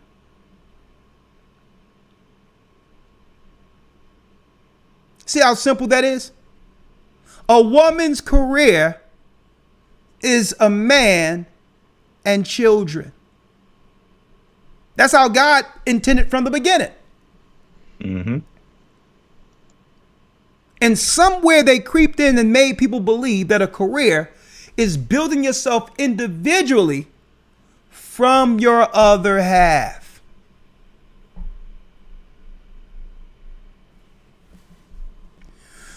To pursue full-time careers, which should continue to boost the labor participation rate among single women. Well, that all worked in 2019, Zettner, but why didn't you tell them about the illegals who would come and work for a fraction of what you're paying those who went to college? See that?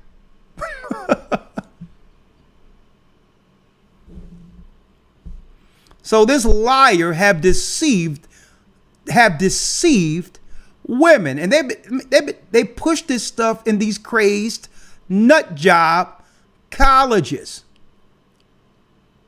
And one better, what they do to make sure they lock you into the indoctrination is attach you to debt where you're forced to make something work that doesn't. You're forced to work just to pay for your past education. A time you can't get back, but you're still paying for it.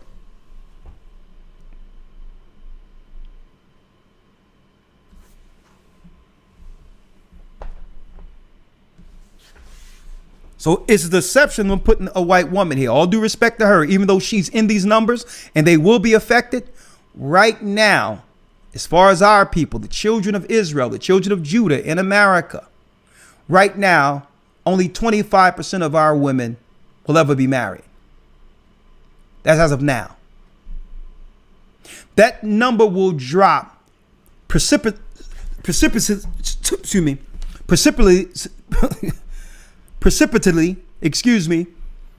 by 2030. Little tongue tie there. By 2030, folks, that number will be down to where under 20, Elder Lawyer, to 15%. They're not telling people that. Think about that. The OnlyFans train have left the station. Right. So where does this leave? Well, right now, this is what they're planning. They have it planned, Elder Lawyer, how to do it. A woman is going to have to survive. I'm speaking of the women in the world. We're going to get to the Bible in a moment. The women in the world are going to have to survive by getting something from a number of men to make ends meet. from week to week or from month to month. So now, instead of having to be able to submit to one man, they got to have all these different types of men who they can add up to one cost, one amount that they can get, hopefully, from all these different men by the end of the month. I don't even want to show the video I seen where the landlord elder lawyer came in. Yeah. It's such a shame. And saying, well, you did it before. You know what it is. And she says, she's filming saying, I'll tell your wife. He says, it's a white man. He's like, listen, my wife live in one of my rental apartments. This is what he said.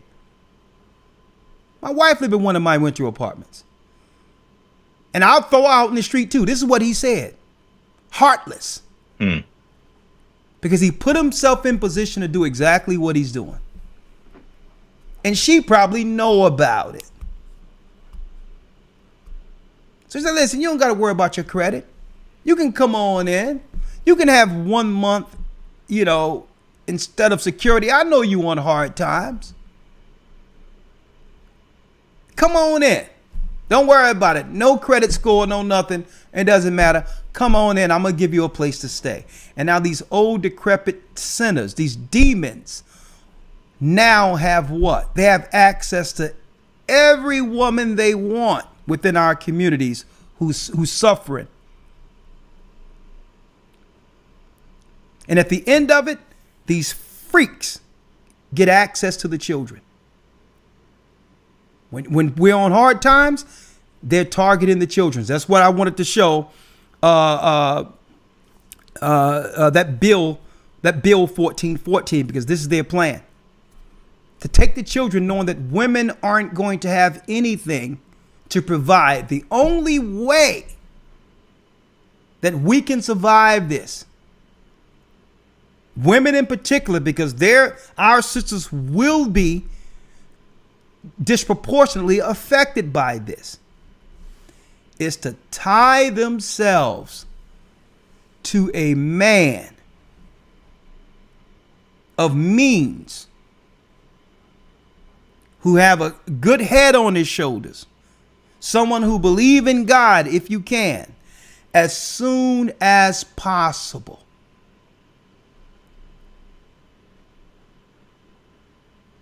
And I'm going to tell you why that's so important. With me speaking to people, even when I spoke to someone I haven't seen in days, I like to keep my ear to the ground. For the first time in a long time, we're dealing with a group of men who finally understand their worth and aren't going to get tricked into a bad deal. So it's going to take elder lawyer sisters to submit. It's going to take sisters. Sisters are going to say, you know what? I had it wrong. I had it wrong. It doesn't matter how I got here. He did wrong. I did wrong. I can't change the past. Save me. Save me. And here's a question, elder lawyer. Is it too far gone? Do you believe pride has set in so thick, so hard?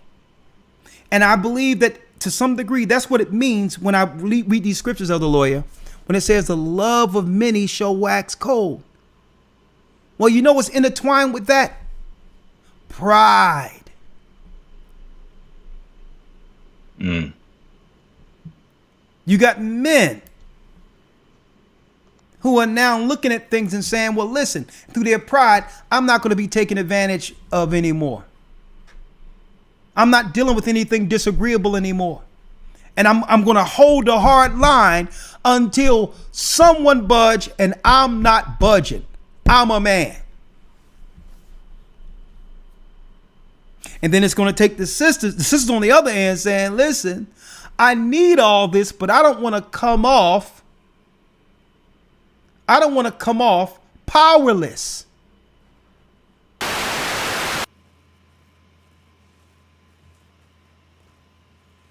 All right, we are back. Yes, yes, yes. Come on in. Hold on. Let me make sure. 1, 2.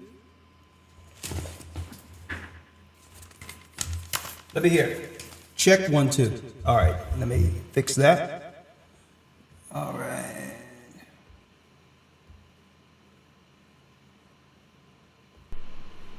Check 1, 2. Check. All right. That's it. That's it right there.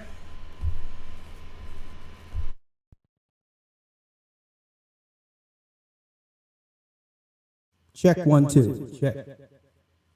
Turn the processing off. All right. How is this? Y'all can hear me? Check 1, 2. All right. That's better. That is better. 1 second. Sorry about that. You know how it is when we're dropping this, folks. 1 second. 1 second. Okay. All right. Y'all can hear me clearly now, right? Y'all can hear me clearly now. We're all good. We're all good. Let me bring the lawyer back in. I apologize. You know, we hitting on all cylinders. The enemy tries to disrupt everything, but it's all right.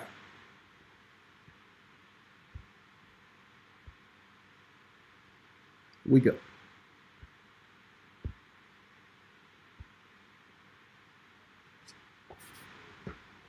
We're good now. Yeah, Elder Lawyer, you with me? All right. Good, good, good, good, good. Check 1, 2. All right, I'm good. All right, Elder Lawyer, let's get back. Thank you, brothers and sisters. You know when things are hitting. Hey, folks, I should have showed y'all what happened on the back of here. This thing just went blank, but it's all right. We are back because I really want to hear what y'all have to say on this evening. I really want to hear your opinion on this, right? Sky.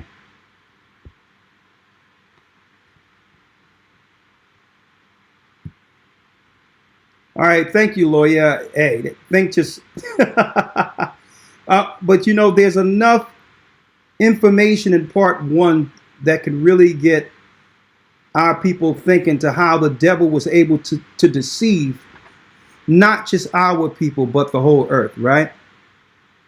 Exactly. So I wanted to really hone in on not to blame anyone for how we got here. So I went from the early 20th century all the way up into now. And I fear for what's about to happen now that they're about to put our sisters out on Skid Row. The compromised positions our sisters are in right now that they're seeking to cut benefits, now that they're seeking to really just put our sisters out. So the questions I asked were poignant and needed. I'm sitting here right now, and what led me to this to some degree, Elder Lawyer, as I'm looking at a sister's face, if I can show this, young sister who came up missing up in New York.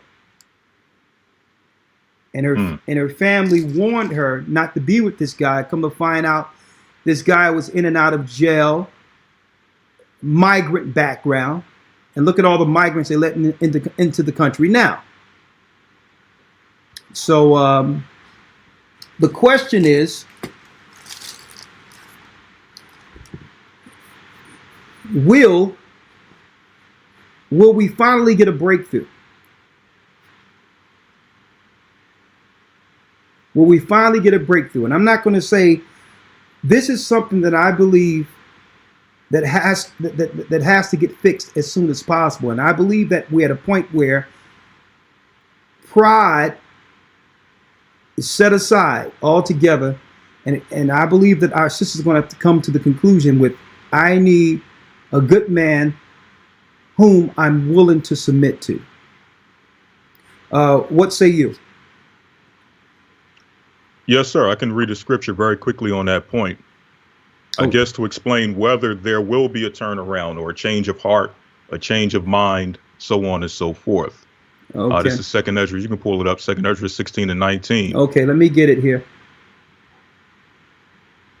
And see, the way I wanted to pose it now is because I don't want anyone to feel that there's a blame on one side or the other.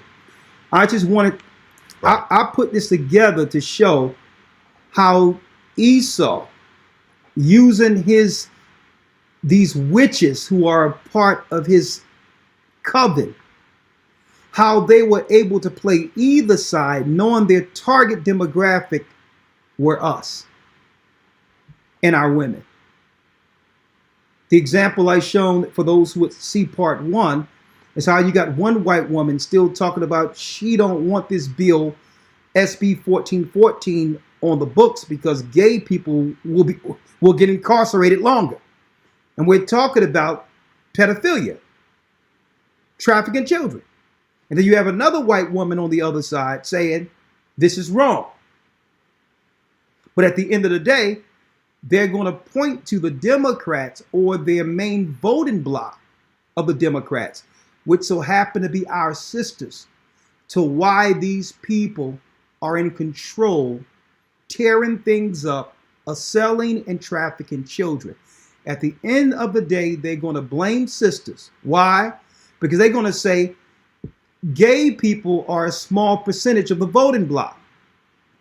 They can't dictate policy. It must be the majority who's putting these gays in place in others. And they're the problem. And it's going to always lean back on destroying our people. Because if you pull on one of our people, all of us fall. They only have to press real hard on one side. Another thing I wanted to put out there, Elder Lawyer, before I let you do that, just to get a refresher on things. Another reason they wanted to lean towards women in particular, banks, is to keep the country's GDP up. They found out that women are responsible for more than 70% of the buy-in decision of any household, whether they're single or with the partner or married. That women dictate the GDP of any country because they are over the spending. Okay, so they wanted more women in the workforce because they knew more money would go into what? The GDP or spending within any country. And your spending is what keeps the country going. And they'd rather you put it in with nothing to look forward to, put it in for resources or for the GDP, than to put it in your family to save where your children would have something long term. I mean, what a diabolical trick there. All right. But let me pull it up for you, Elder Lawyer. One second. Sir. Hold on. Chapter and verse. You can start in 2nd Ezra 16 and verse 18. 2nd Ezra 16, verse 18. Let's get it. 1 second. And again, I apologize, brothers and sisters, for the technical issues. I mean, we were putting it all together and this thing just went boom, went black. Very weird. But anyway, 1 second. Let's go there real quick. Elder Lawyer, if you will. Right. And I'm going to preface this by stating that we understand that this scripture is universal, meaning that there's no gender, there's no race that this scripture will not affect. But because we're talking on this topic, we're going to deal with it from the lens of the topic at hand, which is our sisters and some of the things they're experiencing based on some of their choices. And again, this is not the blame, point fingers, what have you. This is just lending to the topic. Okay. All right. 2nd Ezra 16 and 18, it says, the beginning of sorrows and great mournings. Hold on, Elder Lawyer. Let me set you right here. It's fine. Salakia. I'm just trying to set you right because since it went out, everything is, the frames are off for a second. One moment. Yeah. All right. Second Ezra 16 and what, Elder Lawyer? Start at verse 18. Okay, I'm there. All right. Again, we know this is universal, but we're just using this for the topic at hand, right? The beginning of sorrows and great mournings, the beginning of famine and great death, the beginning of wars, and the power shall stand in fear, the beginning of evils. What shall I do when these evils shall come? And many of our people, I believe, are asking themselves these questions as we speak. Many of us are experiencing evils. Many of us are experiencing many different things in this earth currently, based on the state of the economy, based on the state of many crises that are taking place in the earth. So many of our sisters may be asking themselves this question, but here's the key, verse 19. Behold, famine and plague, tribulation and anguish. And these are some of the things that, yes, we all are experiencing to some degree. Everyone is going through some form of hardship one way or another, but it is affecting our sisters in a specific way. So the Bible is telling us why these things are taking place, why some of these hardships are taking place. Why is the suffering such as is taking place with our sisters? The Bible says that they are sent as scourges for amendment, meaning what? Some of these things that we're experiencing are based upon some of the decisions that we've made. And the Most High is allowing certain things to happen based on the fact that there needs to be some correction to some of the choices that we have made. That's what amendment means, meaning to correct. So it says that they're sent as scourges for amendment. So now, this answers the question as to whether some of our people will turn around, or are they too proud and will continue in the same vein just to be able to say that they're independent, just to be able to say that they don't need a man, just to be able to continue the same rhetoric and the same propaganda that they were sold without dealing with the reality of things and where things are and where things are going. Verse 20 says, but for all these things, meaning even though you're going through hardships, even though you're being propositioned for a place to live, the Bible says all of these things will happen, but they shall not turn from their wickedness. We understand that in anything, there's always going to be a remnant that is able to hear, receive, turn around, and repent, change their lives, so on and so forth. We understand that. But for the most part, the Bible says that they will not turn from their ways, nor be always mindful of the scourges. They're not going to connect what they're going through to the fact that they've bought into some type of propaganda that told them that they don't need a man, that it is best for them to be independent. What a man needs to do, what he should do if he wants to sit down and speak with me, so on and so forth. Well, so because of that, go ahead, I'm sorry, go ahead. No, I wanted to say one thing and bring a different angle to this, which have sisters understand, so that they cannot, all in all, out of all women, the power systematically tricked our sisters for really one specific purpose in these last days. And I want sisters to understand this. They trick you in this, they keep you on the bottom of all women financially and otherwise, because they understood prophetically what would come through you. Exactly. So it's not all that it's everything I've done. You can say, I'm a good person, I believe in God, and it gotta be some systematic way to why there's more labor scenarios where when we have children, we end up dying or our children end up dying. Right. When it comes to the finances, with all demographic of people, our women, black women, are on the bottom, even though they're in the workforce and highly educated. But the piece that they don't get is the fact that the world would target them because they're the woman who would bring forth the profits. Exactly. And that's a piece that no one is looking at as a dynamic.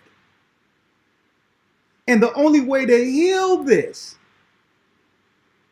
is to do contrary to the propaganda, to what they've been selling, because you done went along with everything, and they're trying to end you anyway. You went along with it. You thought you were doing the right thing. If anything, you would think that the government would do things to preserve you when they're trying to kick you out too. So their plan never was to sustain us long term. Right. The sisters are bringing forth the world changers. That's why you're being targeted. That's why you're on the bottom. And the Most High is calling back the daughters of Zion and saying, put on your beauty. Submit one time before the end. Become the woman I meant you to be, regardless of the past ills and what happened to you. The Most High know what's in you. And if his son submitted and gave his life against all odds for the greater good, why can't the daughters of Zion do what my son did?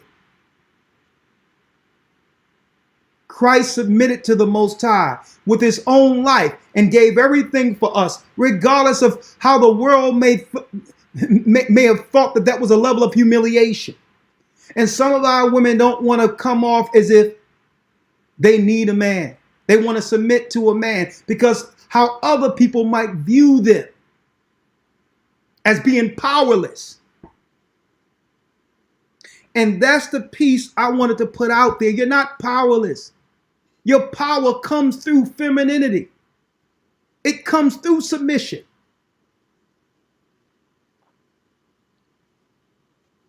And I wanted to put this out there this way tonight, Elder Lawyer, so that sisters can understand that indirectly, when they were targeted coming up,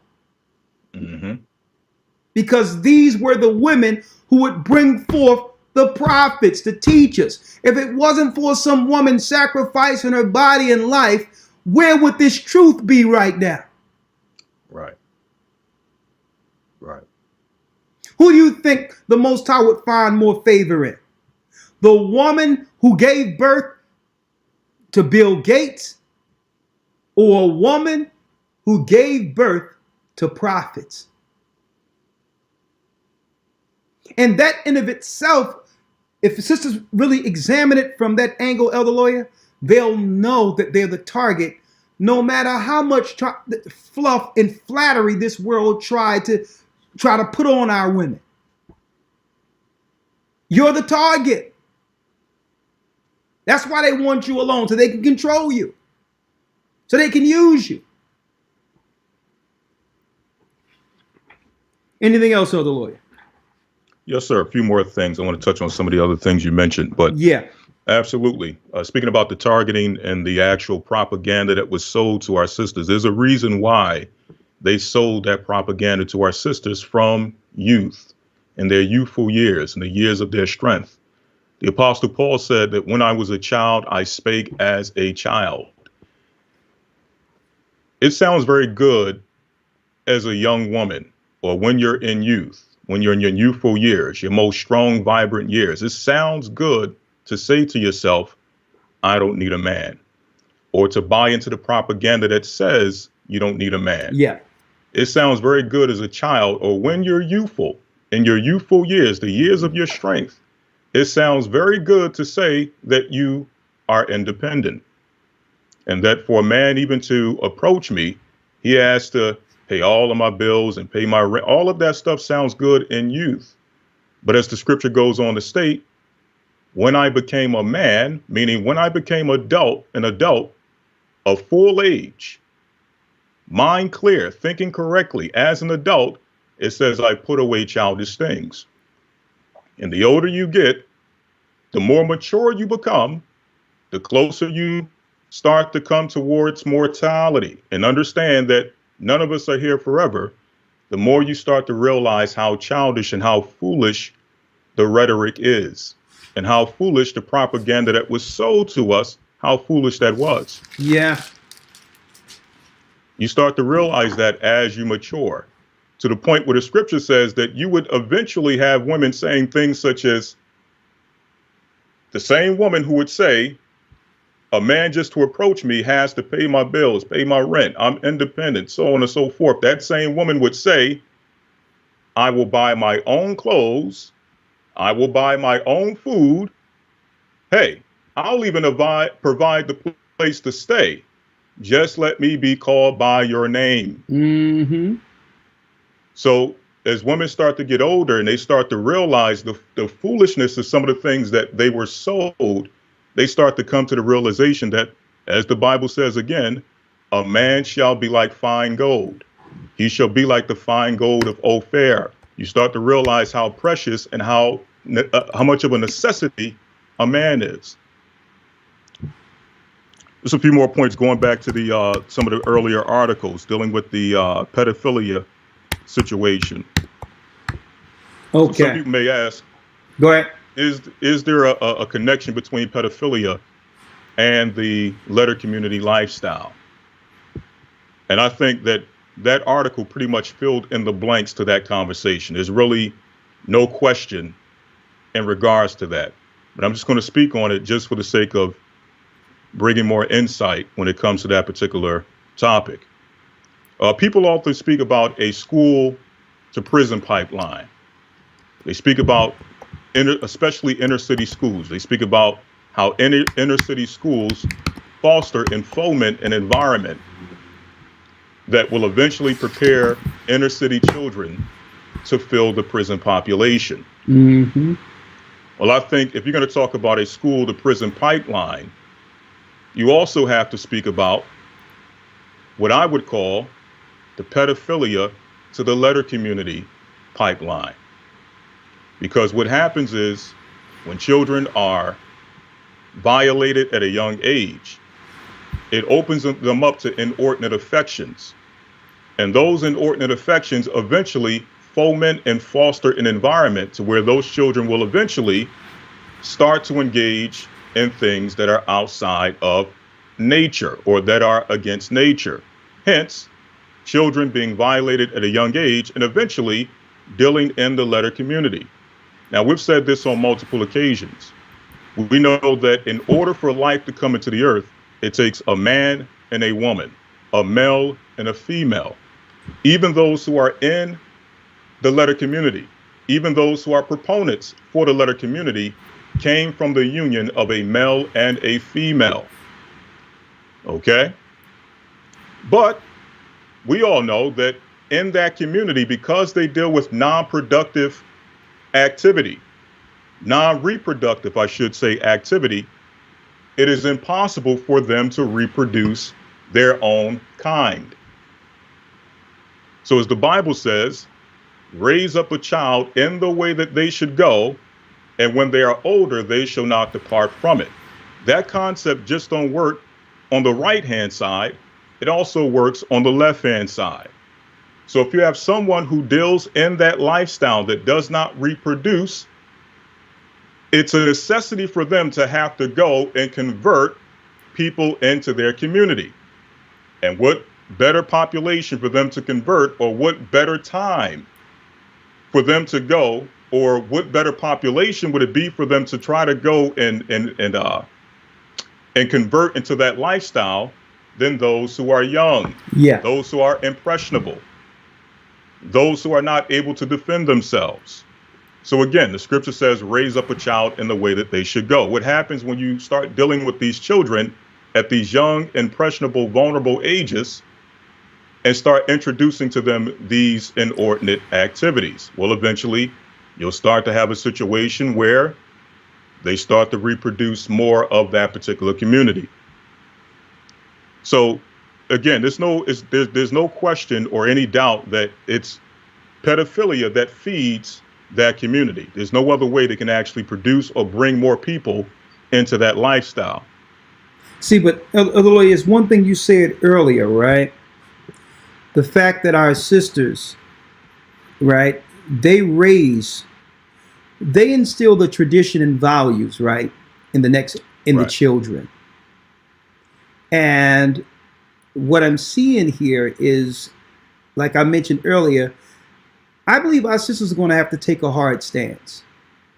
And the hard stance that I'm going to just let you go back, the hard stance is, are they going to be on the side of traditional men and those who believe in God? Or are they going to be on the side of the gay community?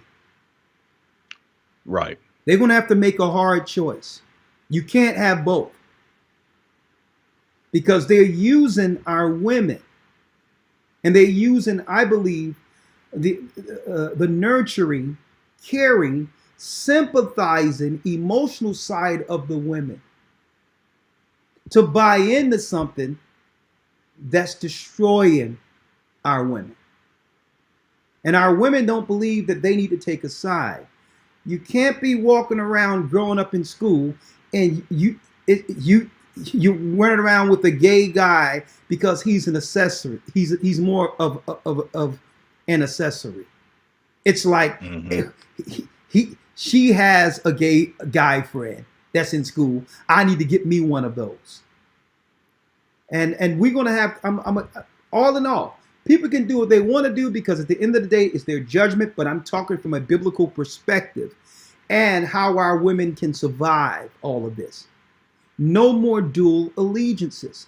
You have to be 2 feet in on the man God has made. Okay? A straight man, straight out, and that's it. You got to be 2 feet in on that. And family, and another thing you mentioned, they targeted women to give up their more productive, and I would say, not just productive, but the age of their beauty in which they can get most. They trick our women into wasting it. Right. Right. They give their best, they give their 20s for themselves and lose what they could have achieved in family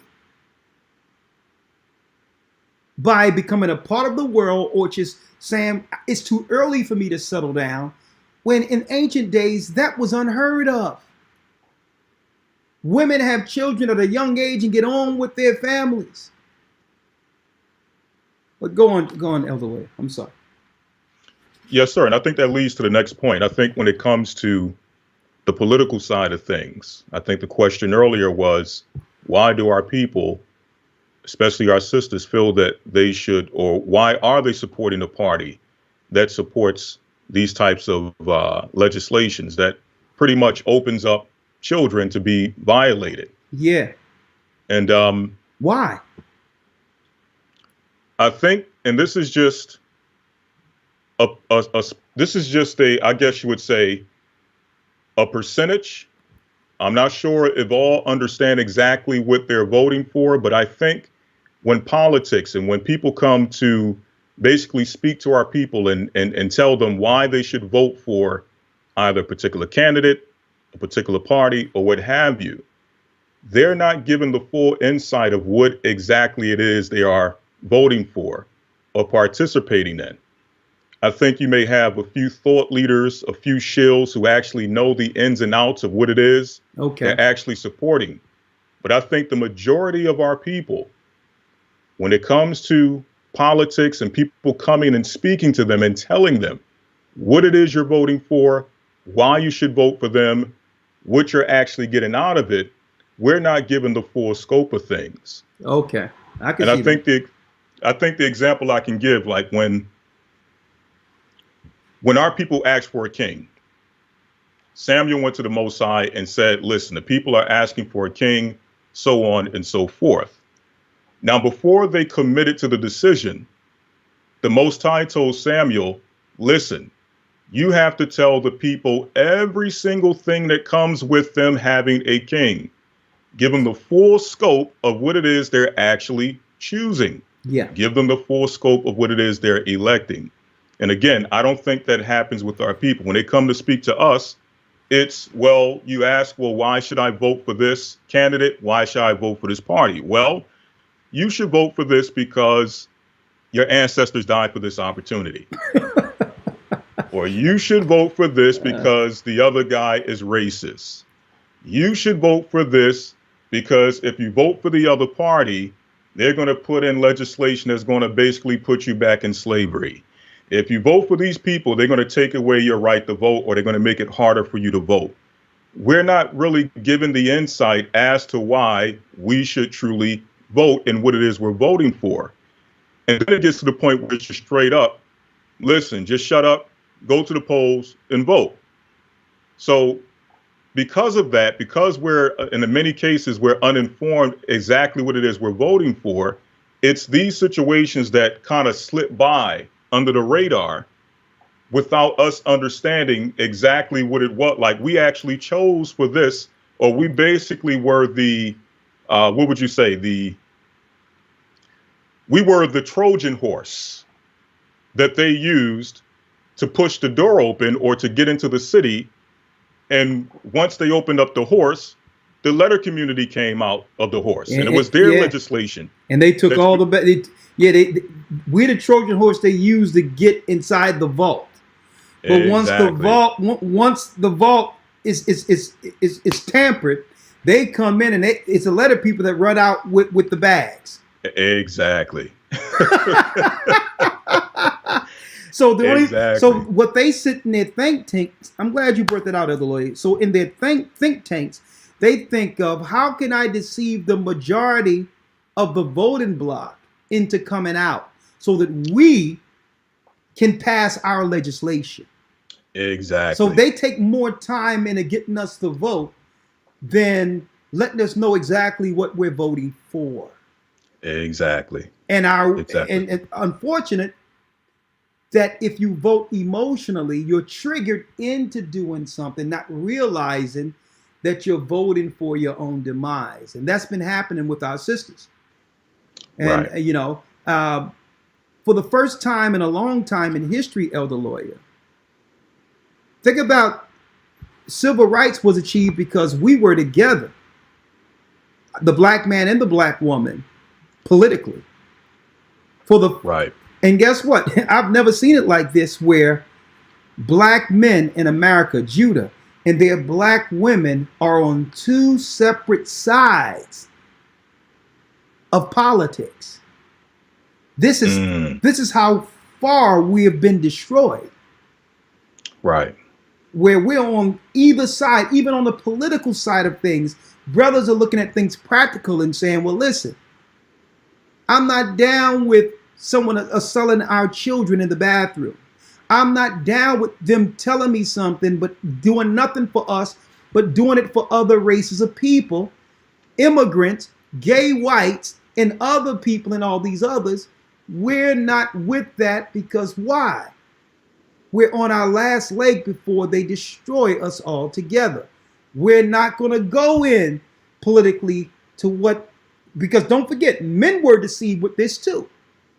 Right. We were voting Democrat for no reason also, but now the men are like, well, nah, it doesn't work. It doesn't work. It's an unfair game. Everyone else benefit from it except our people. And now we got our sisters on the other side, starch for the Democrats. And if they were to pull back and follow God and get away from all these policies that are destructive, our sisters, that's how much power they have. If they were to stand up and say, I don't care about Kamala, I don't care about none of this, I'm down with God, I'm behind, we are behind our men, period. The whole political system. Then I believe at that time, they will hear from these other groups that they've always backed, Lawyer. They'll finally hear what these people truly feel about them and think about them. Absolutely. If our sisters were to stand up one time and say, we're behind our men, to Hades with all of this, We're not backing gays. We're not backing somebody because they are women. We're not down with DEI. We're not down with none of this. We're down with God and our men. When our sisters finally say this, I believe they're going to hear from the gays and everything what they've been saying behind their backs the whole time. Exactly. But go on. No, sir. That's it. 515-605-9327. Because it's clear these others, our women and our people have been stomping for, don't care about them. It's clear. It is clear. Because now our sisters are being thrown out after being the backbone. Yes, sir. Salakia, one precept. You can break it down. No, go ahead. The book of Isaiah. All right. Isaiah 32 and 5. Isaiah 32 and 5. Let's get it. Yes, sir. You can break it down off the back of what you just mentioned. All right. 1 second.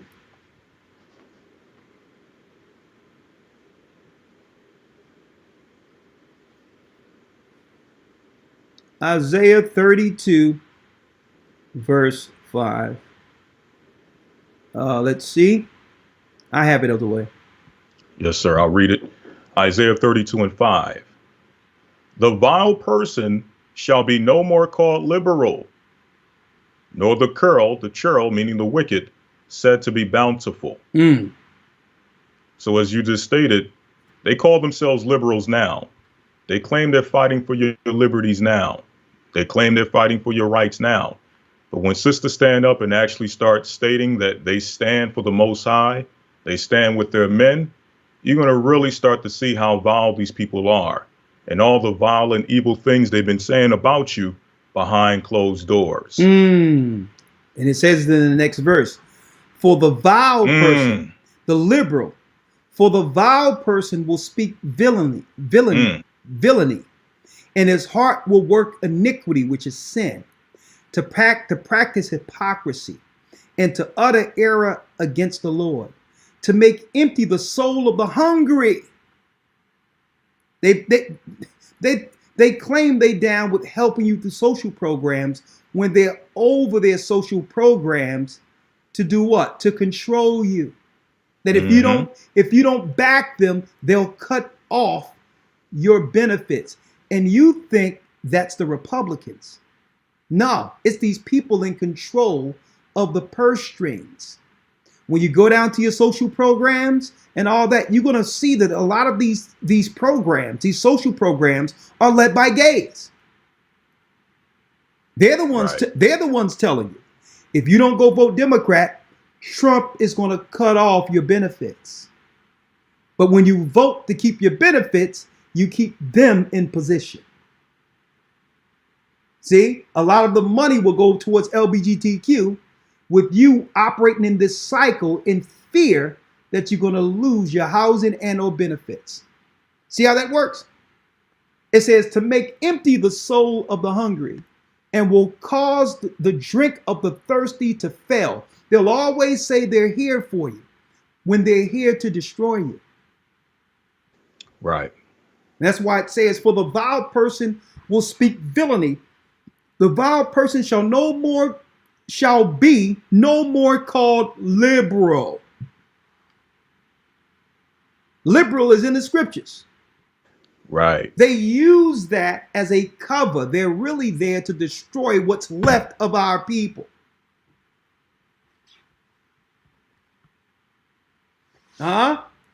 515-605-9327. And guess what? It works out either way for the wicked who rules. It works out either way for them because they were seeking to target us anyway. And at the end of it, these nasty old white men who own property can now sleep with our sisters for pennies on the dollar, so that in fear of them getting evicted. So it works out for these nasty old men. Oh, elder lawyer, they're glad Section 8 is a thing of the past. Right. No more Section 8. They're so glad because now you're at the behest of these nasty, vile, destructive men. And this is what they didn't tell you about feminism. The wicked men win anyway. It was never against the powerful men. Feminism was to break us and make it where the rich and powerful can have more access to us by destroying the men in jail and getting access to our women to do what? Bring forth children that would eventually extinct the nation, destroy the name. 515-605-9327. Hold on, lawyer. I'm going to bring you right back. I'm just curious to know. Don't go anywhere, lawyer. I'm just curious to know what the audience have to say real quick. I apologize for the technical issues earlier, but based on what we're going into, I can see why this thing went blank. Because for one time we're speaking about this and giving it context. What is the overall plan against the children of God when separating the black family? 515-605-9327. Blog Talk Radio. Welcome to Blog Talk Radio. Please hold and you will be able to listen to the show.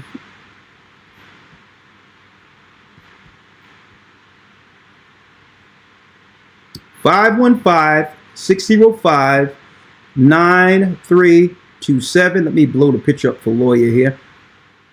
Unmuted. Okay, hold on, lawyer. Let me get you in. There, that's what I needed right there. All right, Skype. There go lawyer there. Let's talk about it. They said the majority of women will be single and childless by 2030, but what they didn't say is how that number would disproportionately affect our sisters in particular. And when we talking about being married, that means not getting married by any demographic, any other race of men. So marriage, these numbers where it says our sisters will only 25% of them will only be married. That's the numbers now. By the time we get to 3030, that number will be down to about 15%. And that's not getting chose by any man. And that's what they wanted.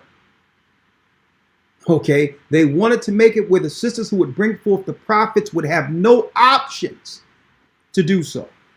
515-605-9327. Thank you, Elder Ramar. And again, we'll be in Las Vegas next week. You can send, if you would like to, if you're on the West Coast, send an email. Okay, and we'll meet you in Vegas next week. Okay, Kimberly has a comment. The email is, hold on. Shalom, Elder. Shalom. Let me check real quick here. Let me check. Because I want to check to make sure. Let's see. Hold on. All right. If you're interested in seeing us on the West Coast, GOCC West Coast 144@gmail.com. Send an email, and we'll see you next week. Okay. And Shawan, Deacon Shawan will give you all the details if you would like to participate, and we will have a baptism early Friday. Okay. Yes, Kimberly, what say you? Thank you for tonight's show. Very much informative. But I did want to add to what you were saying about females voting a certain way. I believe that a lot of our sisters are waking up. Good. I keep my ears to the street. I believe that a lot of people who we have to keep in mind that mainstream media, they're full of lies. So they're going to make it appear as if a lot of our sisters this go around are voting for the Democrats, where a lot of people are starting to wake up. You're going to have your typical boule people that, your sorority groups that want to stay in that particular demographic because of the simple fact they normally get paid, they have certain benefits. That's a whole different type of black. That's a whole different type of Judah. Okay. And so I just think for a lot of the women, we are starting to wake up, even people who I would have never imagined. And thankfully, I had an opportunity to go down to South Carolina this past weekend, and my aunt turned 104 days old, and we had to funeralize her. But going back and looking at all of the graves and things like that, I had a discussion with my parents, and they were like, well, it's always they're old school, so they don't get to get their information like we do from technology. It's CNN, it's MSNBC, it's these things that they look at for their news. Okay. Not understanding that these are lies. So I really got a chance to tell them, that I have taken myself out of the political arena. I said, but we have to think about what these parties stand for. I said, now you're a pastor. Do you believe in homosexuality? And I already knew he didn't. I said, do you believe in abortion? Do you believe in these things? And he was like, absolutely not. I said, well, see, these are policies. Even though you may claim that the other side is racist, nothing can be more racist than taking out a whole 2 generations of men that were supposed to be my husband and putting them into a cage and locking them up. These were the men that we were supposed to be able to choose from as women. And we did not get that chance because of these crime bills. Yes, these men were going out. I'm a witness. I had a brother to come out, and he was looking for a job. I was taking him to look for a job every day. He was consistent when he got out. Nobody would hire him.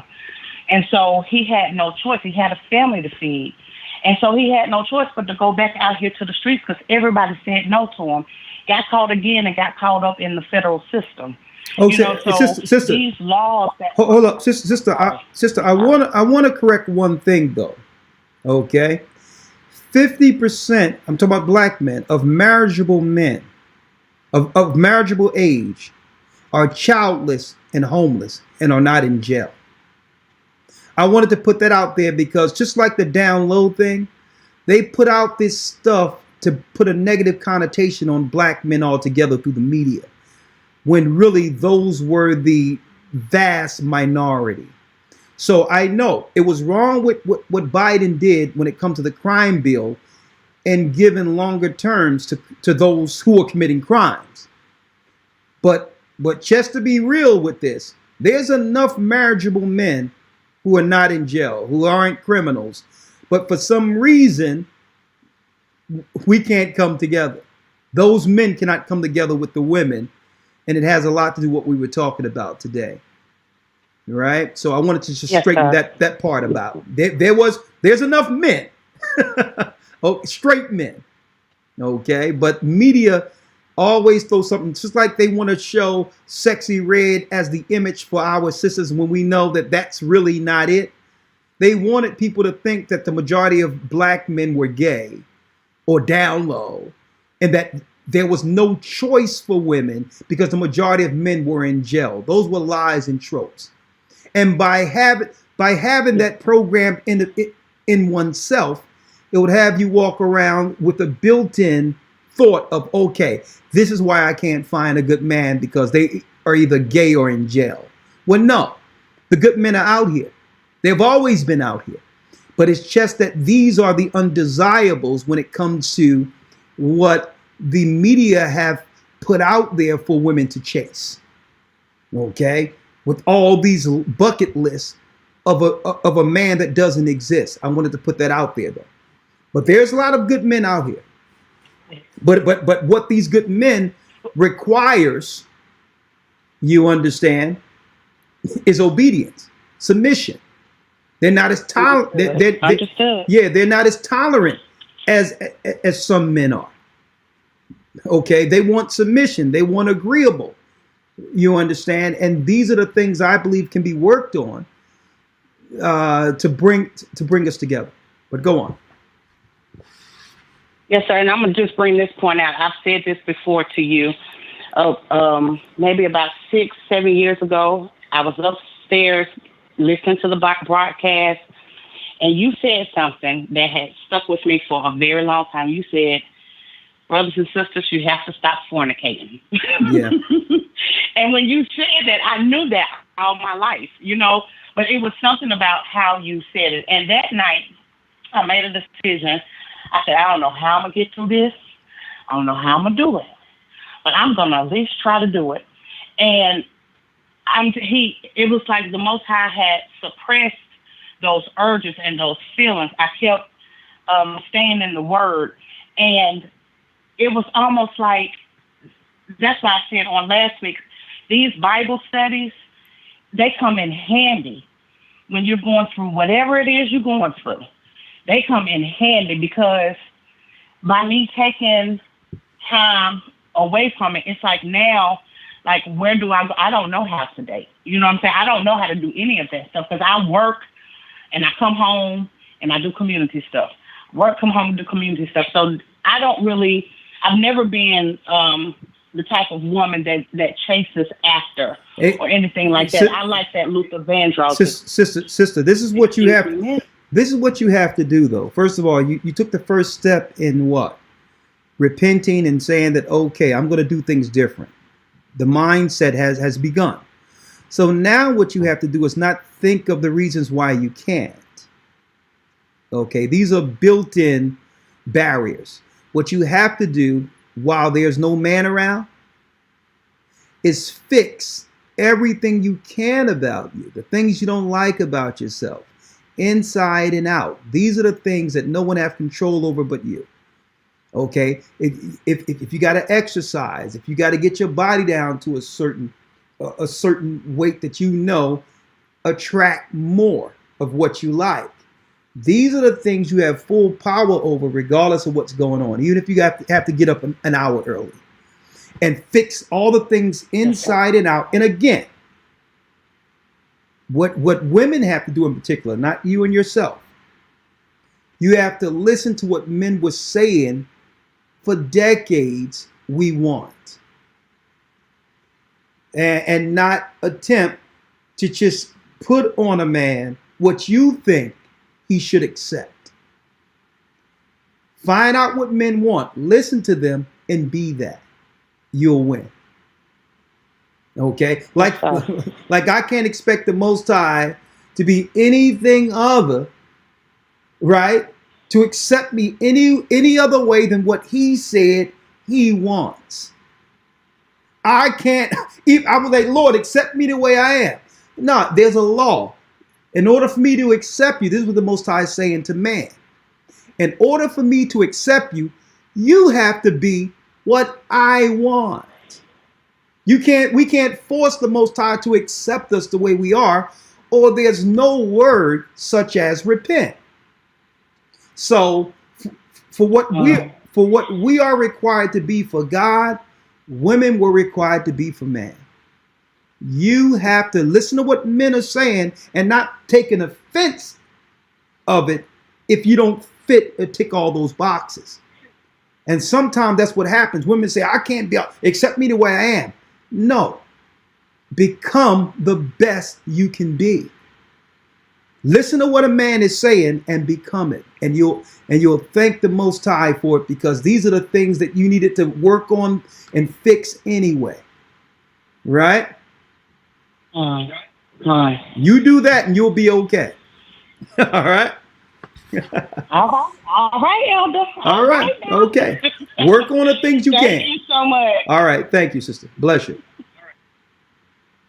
All right. Let me put you on hold. We have Sabria has a comment and a question. Shalom. Shalom, elders. How you doing, Sabria? I'm I'm doing great. This was a great lesson. I definitely learned a lot, and it was always very timely. It's always timely. Like, no matter what I'm going through, your lessons is just always exactly what I need It's just, at the time. sister, So I listen. really And appreciate that. let me speak in general, right? Mm-hmm. One thing that I know, speaking of brothers, black men, Israelites, Judah, is one thing that frustrates us in particular, right? The men that I be hearing, is that when other men tell their women what they want, their women work towards that. And for a long time, men were saying, what women do for each other, men don't want that. Men are simple creatures. You know what I mean? Become modest. All those nails and all these other things hanging, all that. Men don't, they say for years, we don't want that. And now men have began to just say, listen, no one listening to us. We're not chasing. Men aren't chasing anymore because they're not going to listen anyway. So it comes down to our sister submitting and saying, you know what? I don't care about what I'm doing. What I'm doing is for the man that's going to be my husband. Okay? Nick's fitting in with the rest of the crowd. If he don't want this, this is what I'll be. Okay? All right. I'm sorry, Sabria. Go on. I'm listening to you. That's okay. It's fine. Cooperation is the word. I had a comment. I'm sorry, but go ahead. Go ahead. No problem. I'm done. Go ahead. So I had a comment. I'm raising, me and my husband were raising a 9-year-old and I have a 4-year-old. Yeah. And my son is 9, and it seems like now that he's getting older, a lot of people are telling me that I'm raising him and putting him in a box because I'm trying to raise him in the Word. We're trying to raise him in the Word. So it's like, I feel like a lot of pressure from other, people in my family that's trying to tell me that, he should be into, rapping and the girls and just all that stuff. And like my son, he's a typical 9-year-old. He still likes girls, but I'm like, he's 9. So it's just a lot of pressure. Okay. And I just like. Okay, let me ask you a question. I'm just hypothetical. Mm-hmm. Let's just pull everything back. Right? Yes. If there was a white woman with a husband and a 9-year-old living on a block between you and your family, and the mother was bringing up that young man in the Bible, what would your family say to that white woman? They'd be happy about it. It'd be a good thing. Yeah. So let's stop for one moment. Why is it that they expect a lower expectation from you? So I'm just putting that out there to say, listen, sister, you have to understand the pathology that comes with the destruction that have happened to our people. They don't even realize that what they are trying to push on you is destructive, and what they would actually celebrate if it was another race with the same circumstances.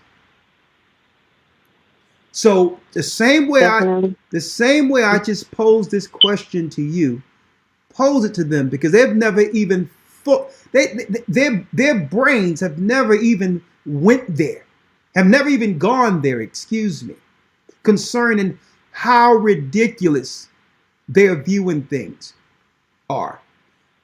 You understand? So I would you would celebrate if I was a white woman with a kid in the Bible, 9 years old, you would be bragging amongst the rest of the people on this block.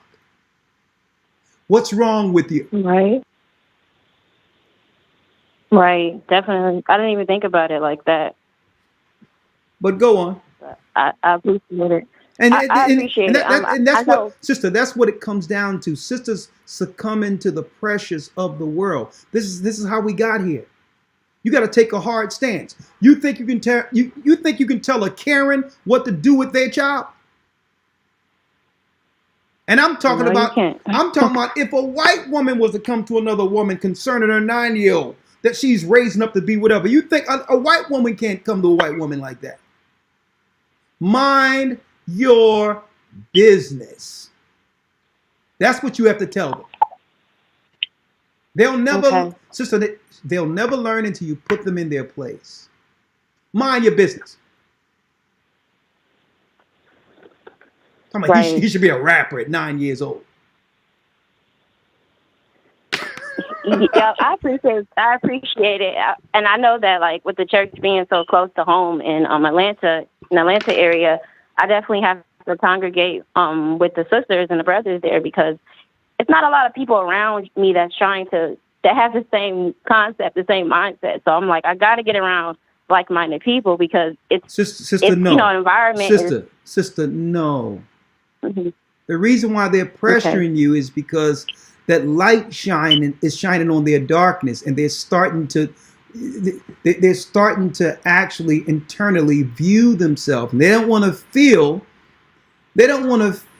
as if they are, in a nutshell, substandard. They don't want to feel like you're showing them out. So it's a shame that this happens in our community, but you would have to have someone who would rather pull you down to where they are so that they can feel better about themselves. So no, sister, it ain't about you being around somewhere else. Put your light on a table so that all can see, so that they need to feel what they're feeling around you. This is how you teach them. This is how you lift them up. By showing them the right way. Don't think, okay, they're bringing me down. No, you bring them up. And if doing what's right makes you feel a certain type of way, deal with it. Okay. You're not going to pull me down so that you can feel good about not progressing. And I'm not going to dim my light down because of you. My son is going to be a better man than you think he can be. Whether or not it worked out for your family, that's your business. We're going to show you how it's done with the Bible. You got that, sister? Yes, I definitely appreciate you. I'm definitely going to apply this. And I'm going to tell you, we can save some of this younger generation. But you have a lot of people who messed up their young years, sister, that I've seen. And you can only see this demographic, this catty demographic amongst women in general. If they drop the ball growing up, they'll refuse to give the young girls advice. So not to, they refuse to give the young girls advice so that they can have what? So that they can have pity bonding. So that they can have someone to say, well, I'm not the only one who messed up my life. There's others like me. Okay, so that's a scary thing when you know you've made mistakes. And instead of using that wisdom to help other young girls not make it, you help those women decline to where you have fallen to. And that's another thing we're missing in the elder women. Women who's willing to say, you know what, young girl, don't do what I did. Instead of saying, girl, you got all your younger years, do you first. And there's always time for a man later. And it didn't work for her. Okay. Right. and it's funny because they think that well, it's funny for me because I always tell people how, I'm married to my best friend, and people try to downplay their marriages. And I'm like, I'm not going to downplay mine for her. I'm going to let you know that this is my best friend. Like I tell my people that's around me that all the time. Like, it's a beautiful thing. Marriage is not boring. Marriage can be fun. It has its days. Good. So, and I'm going to tell you that's one thing. That's one thing that's a woman thing, because I've heard men tell young men all the time, young boy, listen, don't make mistakes I made. Okay, don't do it this way. And they'll hem a young guy up and say, listen, you're going the wrong way. You're going to end up, this is your outcome. They'll show examples. But I'm going to tell you, man, sometimes women see young girls going, girl, go to school and get your education. They'll be men later. And here it is, all the good men who would have retired you by the age of 40 it's done went on with their lives. So we have to stop this thing where you're letting others put pressure on your house. That's no different than the serpent coming in while Adam was gone, saying, well, listen, would you like some fruit? Thank you, sister. Thank you so much. All right. Let me place you on hold. Would you like some fruit? Shalom. Yvonne has a comment.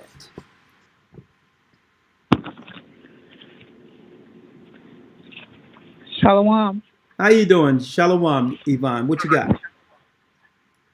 I just wanted to say that, I understand that, we as women, we have to stand, first of all, for the Most High God. And then, with that, we will stand with men. Any woman that's in the Lord, truly rooted in her, that's what she does. And I've always been one like that. I would never, downplay or act like men were irrelevant in my life.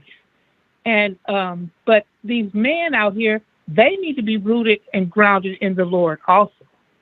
In order for a woman, you saying there's 50% of men out there that are not, that are looking for women or would want to have a woman. But what about really having the Lord in their life? See, I'm not going to follow after you. Sister, you doing all kinds. Sister, let me answer the question, because a woman has a right. A woman does the choosing, right? The woman does the choosing. Yeah, the woman does the choosing. So if a woman chooses someone that isn't fit, whose fault is that? Well, no, but I'm just saying. No. You said all these. I'm going to. It's her fault, of course. Sister, listen. I'm going to get to the bottom of it, because the whataboutisms in circles, it have never gotten us a conclusion. So what I'm trying to do is break down each part you say. The bottom line is this, right? And listen to this clearly. Man must submit to who? The Most High. Okay. The woman must submit. No. Let's break it down in pieces. Yeah, it tells you in the Word. It tells you that in the Word. You're speaking because you know. It tells you that in the Word. Listen. You're speaking because you know where I'm going. But just don't say anything extra. I don't know where you're going. Okay. Well, just don't say anything, and let's break down each part. A man must submit to who?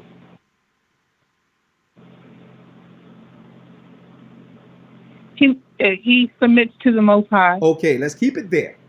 A woman must submit to who? The Most High. A woman must submit to a man. Okay, and why am I? This is easy to break down, because this is how we get a breakthrough. We look at something that we probably overlooked before in the past. This is how we make a breakthrough, right? So let's go to Corinthians. Okay, this is how we're going to make a breakthrough. Because we're not going to be circular here and say, well, I'm going to be right until a man get right. No. Listen to what I'm saying, though. Listen, because that's where it's going. So I'm nipping it before we get there, because we have to set the proper order first. Let me go to 1 Corinthians. Right? And I'm going to read this. Here's the order according to God. Right?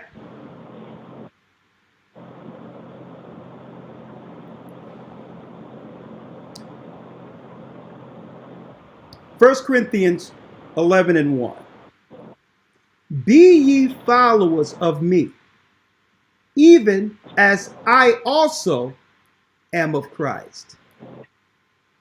Now I praise you, brethren, that ye remember me in all things, and keep the ordinances as I delivered them to you. But I would have you know that the head of every man is Christ, and the head of the woman is the man, and the head of Christ is God. So let's put it in context. Who is man supposed to submit to? Let's start again. The man is he submits to Christ. Who is the woman supposed to submit to? Well, you can't even, sister. The woman is, and you know what? They're supposed to submit to each other. No, sister, it says right here. No, I'm gonna put you on hold. I'm gonna put you on hold because you know what? That's a shame. Where even a woman who believes in God would insult her men by not saying publicly, I submit to man. That's the order of God. And the insult is we can't find this amongst any other demographic or race of people. And if a woman who believes in the Bible is trying to dance around that, what hope do we have for the younger women to understand their true position? And that's my point there. We're not going to allow you to dance around it because there's an order, regardless. It doesn't matter what the actions are. It's not about right or wrong right now. It's about putting the proper order in first and both agreeing with that. And then we can talk about the behaviors, because then it comes down to if a man is to submit to Christ and the woman is to submit to the man, she can't complain about the man that she got with who wasn't submitting to God. You can't get a man that ain't doing right and then blame him for not doing right. So I'm going to bring you back on again so that we can start it from the beginning and see if you can actually respect the order and say a woman is supposed to submit to her man. And I'm going to give you an example. There was a king who was doing wrong during the time of David. He was off. His wife knew he was off. And his stubbornness was going to get everyone killed. The wife came back to David and said, my husband is stubborn, but here's the provisions for your men. Here's the provisions for your men. Please spare us. Even though this man was wrong, she submitted to her husband. She didn't disrespect her husband in front of people, and she did everything to save her husband alive, even when he was wrong. And because of her charity and love, that man eventually, the Most High, stopped his heart in the future, and David had a good wife.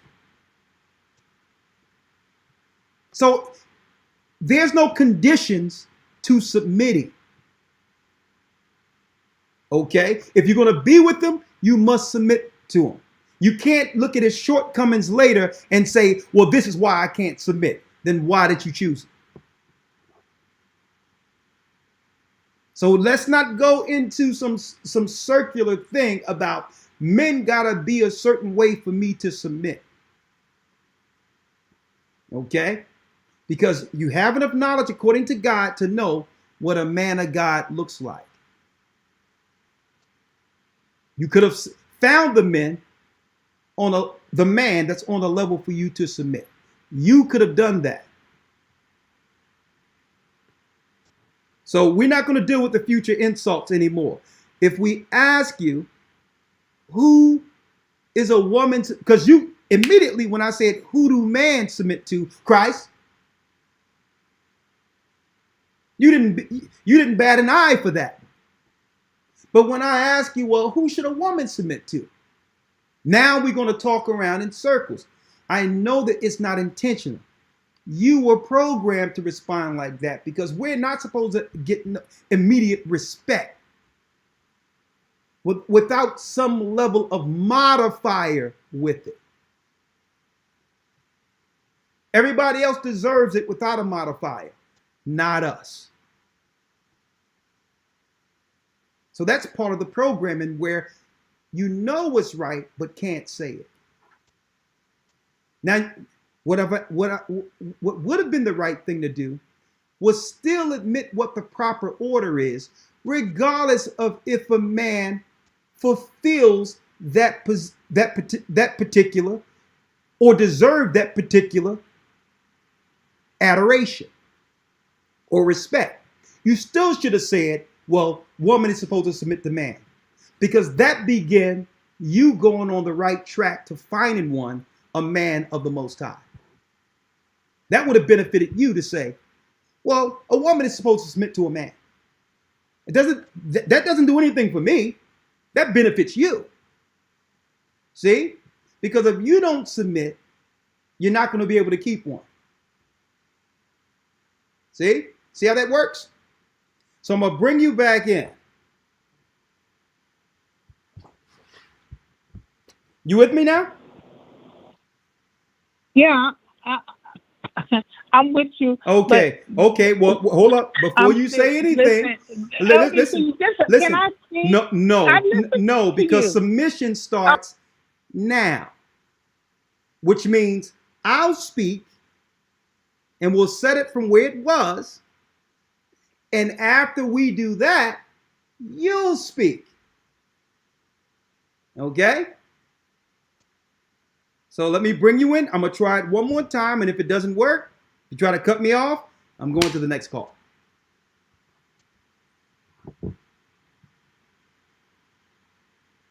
You there, Yvonne? I'm here. Okay. I take it that you have a husband you're submitting to. Yes? Huh? I don't have a husband. Okay. No, Well, I don't. let's stop there then. Now, let me start over. See, but that ain't got nothing to do with nothing, Elder. See, this is you. Okay, sorry, sister. We got to fix this. You can't be getting emotionally out of whack. The only thing I'm asking you to do is to admit 1 Corinthians 11th chapter that there's an order. Now you're getting a personal offense against me because I won't let you disrespect the order.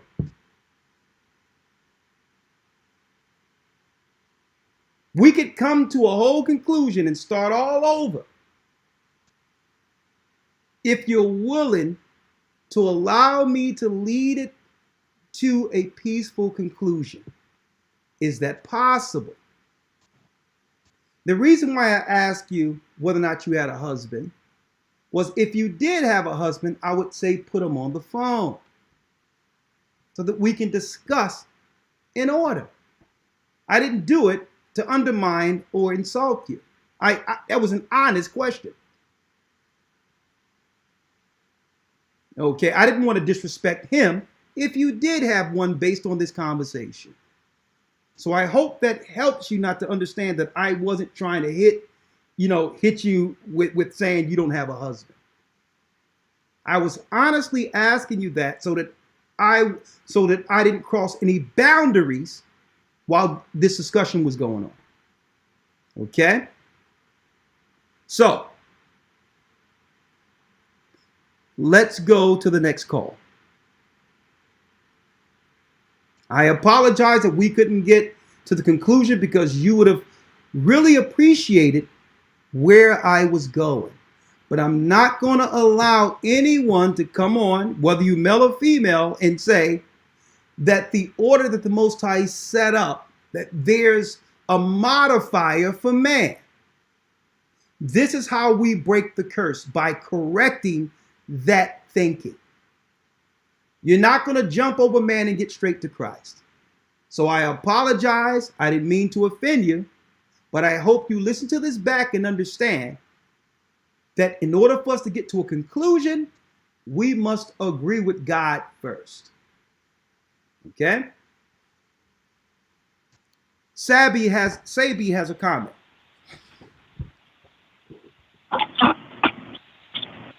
And let me say this. We'll never come to a conclusion if someone is speaking and someone is trying to overtalk them. Okay? This is why we're here. Okay? It's called an order. Okay? I can listen to someone who's dead wrong, but I'll have to listen to them out fully to respond and show them the error of their ways. See? But if I'm listening to answer, then we'll never come to a conclusion. Sister, so I hope you understand that that's why I had to put you on hold, because we're not going to have a shouting match when it comes to a biblical conclusion. Okay?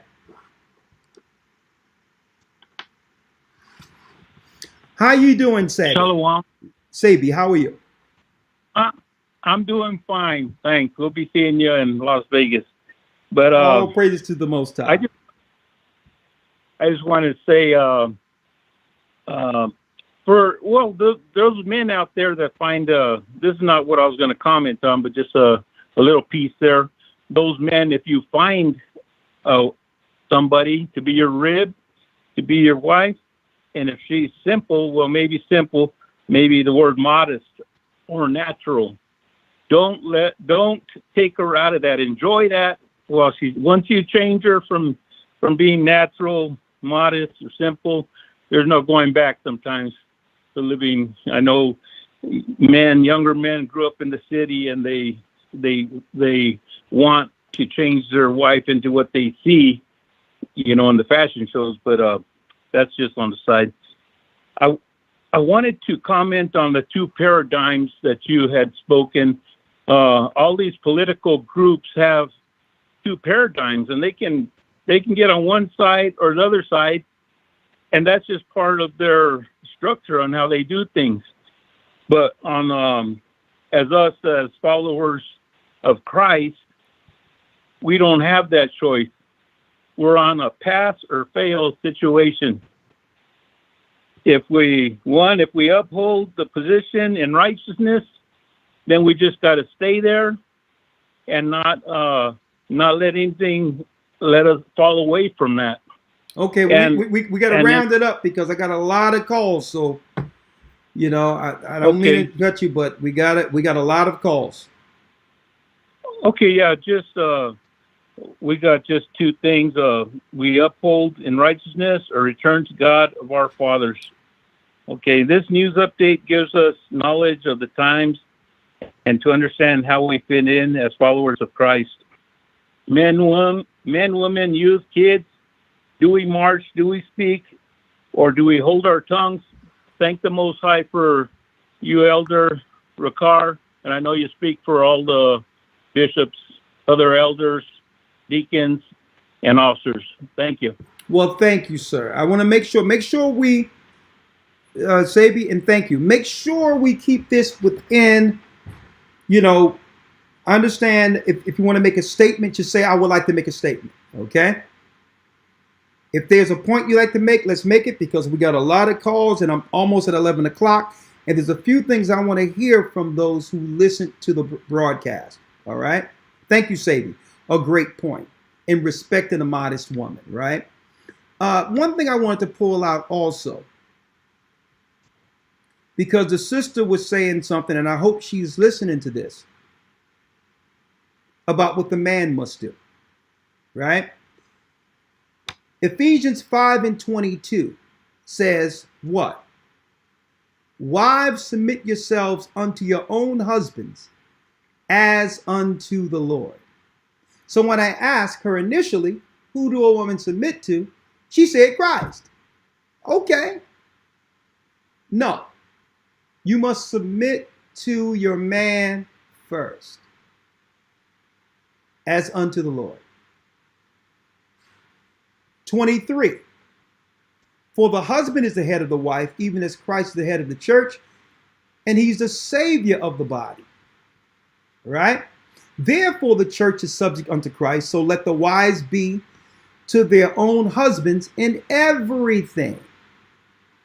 And then it goes into, husbands, love your wives, even as Christ loved the church and gave himself for it. So it comes down to who is supposed to submit first. A woman can't be saying, well, these men, when it's your position to submit first. Because you choose whether or not that man is worthy for you to submit to. Hope you understand that.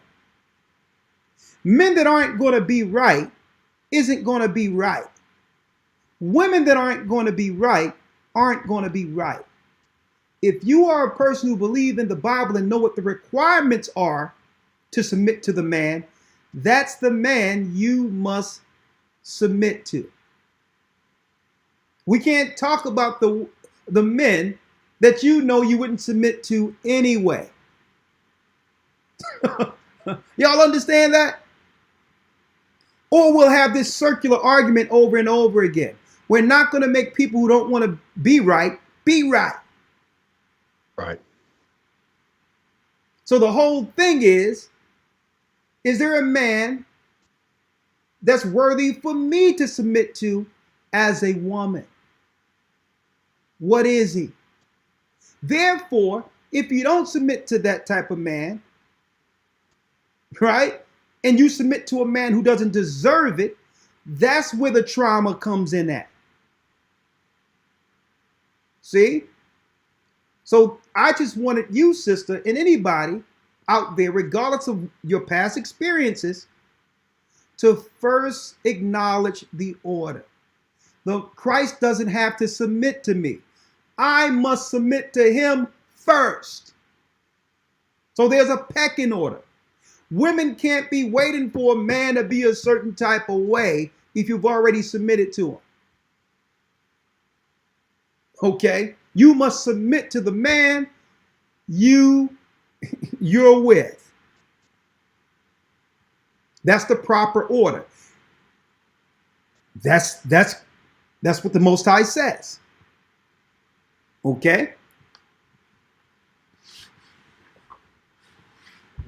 Now, again, right? It still comes down to being with someone who's worthy. Okay? And why did I bring this out? We were using the example of the single scenarios according to the percentages, what the Bible say, and how eventually these women will be exposed to fatalities, selling their bodies and everything else.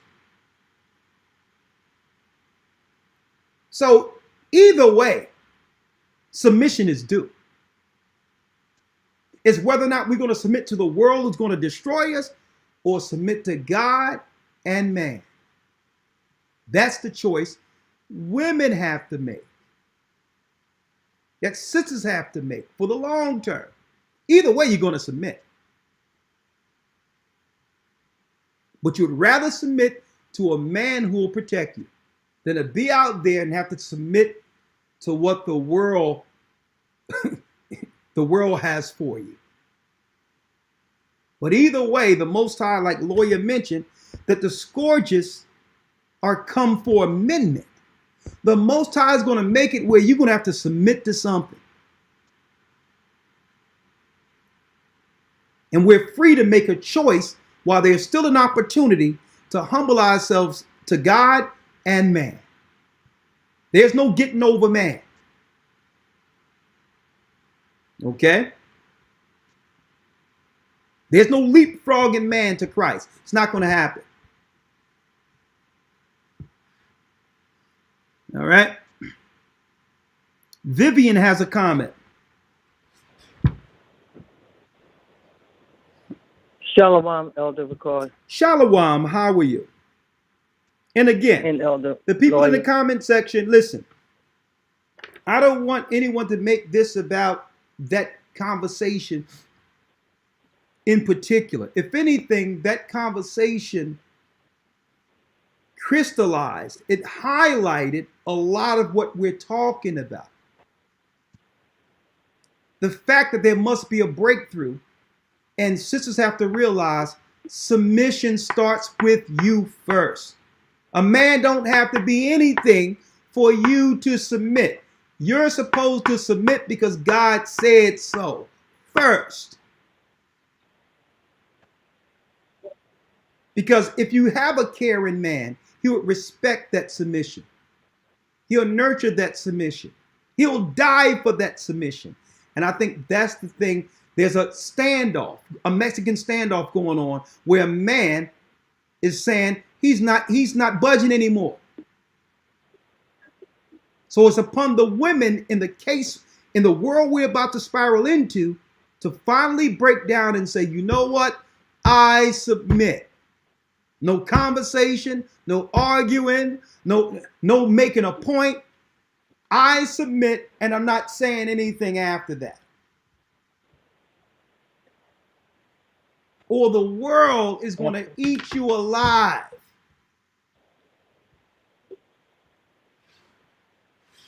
Yes, Vivian.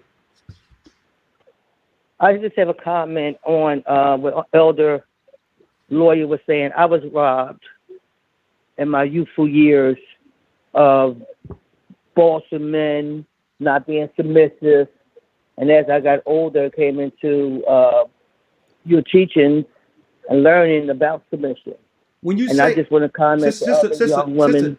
So when you say you were robbed, what in specific, what do you mean by that? That you were robbed of your younger years? Robbed of my youthful years of being with a man, having a husband and a family. But what does that mean? Children. Oh, you could have been submissive in the prime of your life and had a family. Yeah, exactly. A traditional family to what God said.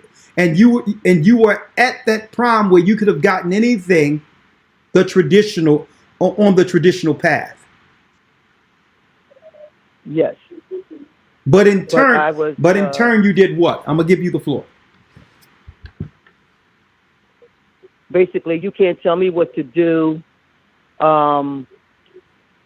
Allowed me because I was supervising, and I think I could sort of run everything. I didn't know how to submit and not say take orders, but be in my place.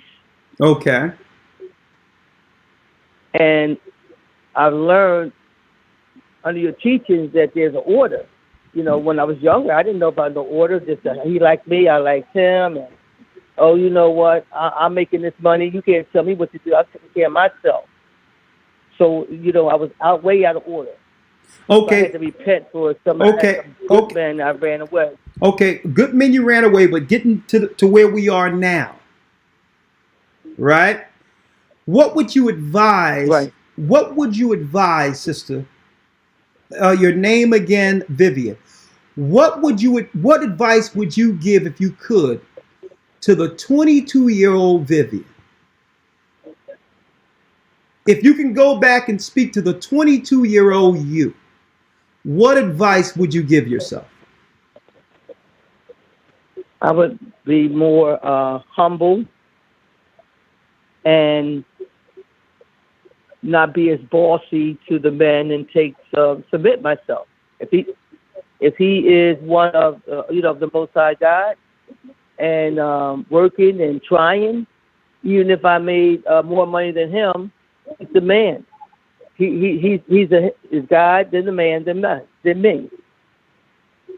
Well, sister, with that wisdom, you would have a responsibility to the younger daughters of Zion out there to not go down that path, because at the end of it is it's a lonely ending, and this is what no one tells our young women.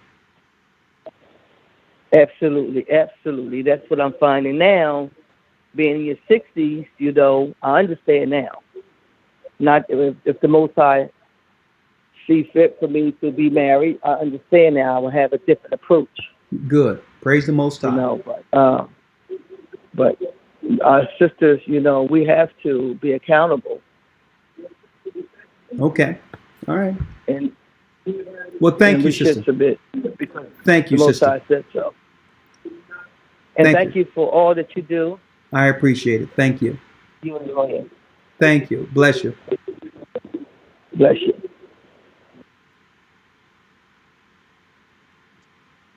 (561) area code.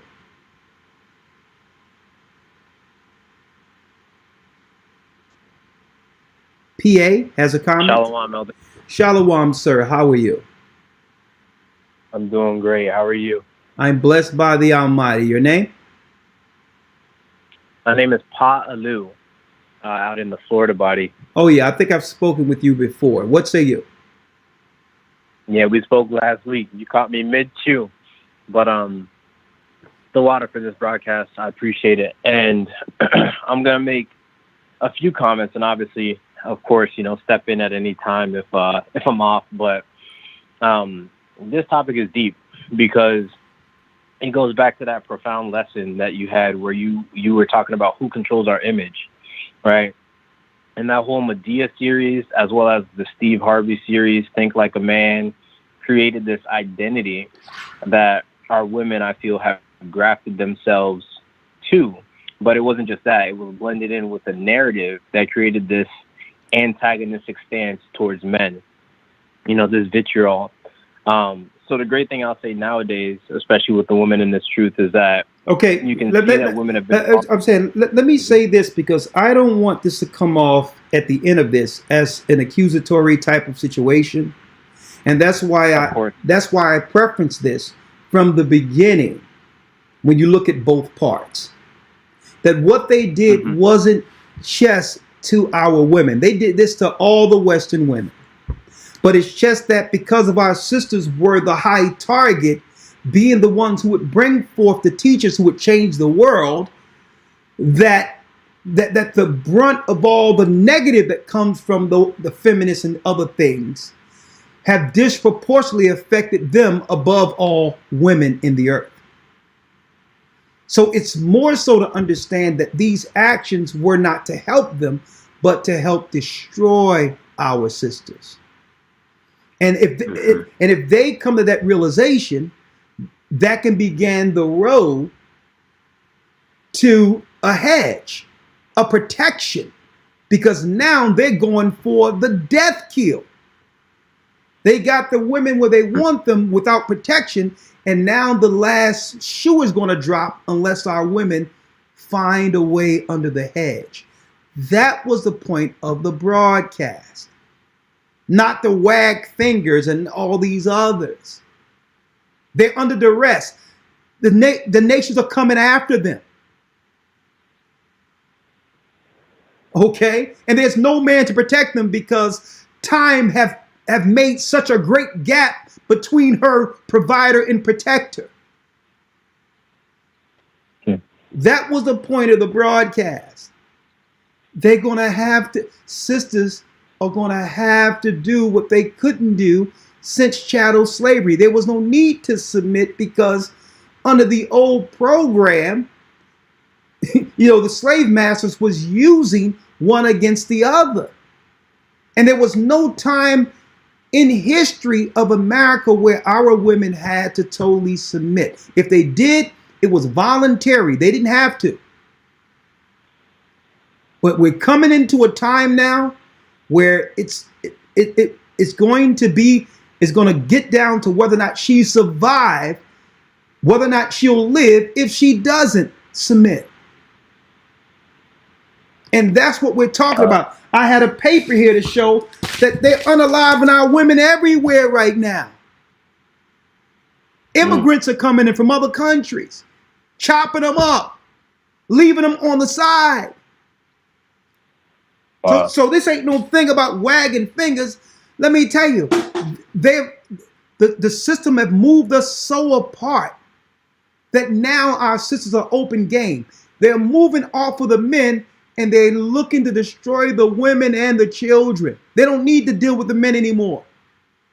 If they get rid of the women, who's going to bring forth the men? So that's why I'm bringing it out, because the numbers are bearing out that the last shoe is about to drop on our women, and there'll be no one there to protect them until they repent. And that's something that a man can't help a woman with. That's an individual choice to submit. That's my point, my brother. All right. And I guess I should have prefaced this because I'm right there with you 100%.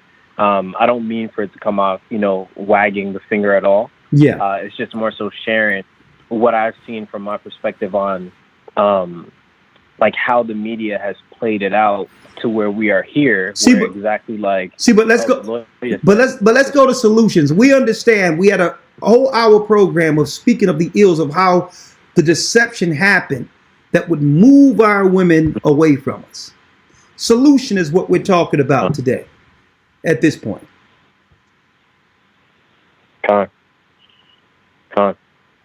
Yeah. Solution. What's the solution? Yeah. I think the solution is being open to vulnerability, which I think is built into accountability, right? It's like if we can admit the things that we fell victim to, right? If we can admit that, okay, yes, as a man, they've shifted our perspective to become more carnal, to our women. And that has a lot to do with the way that the women have been, I guess, trained or groomed to come across.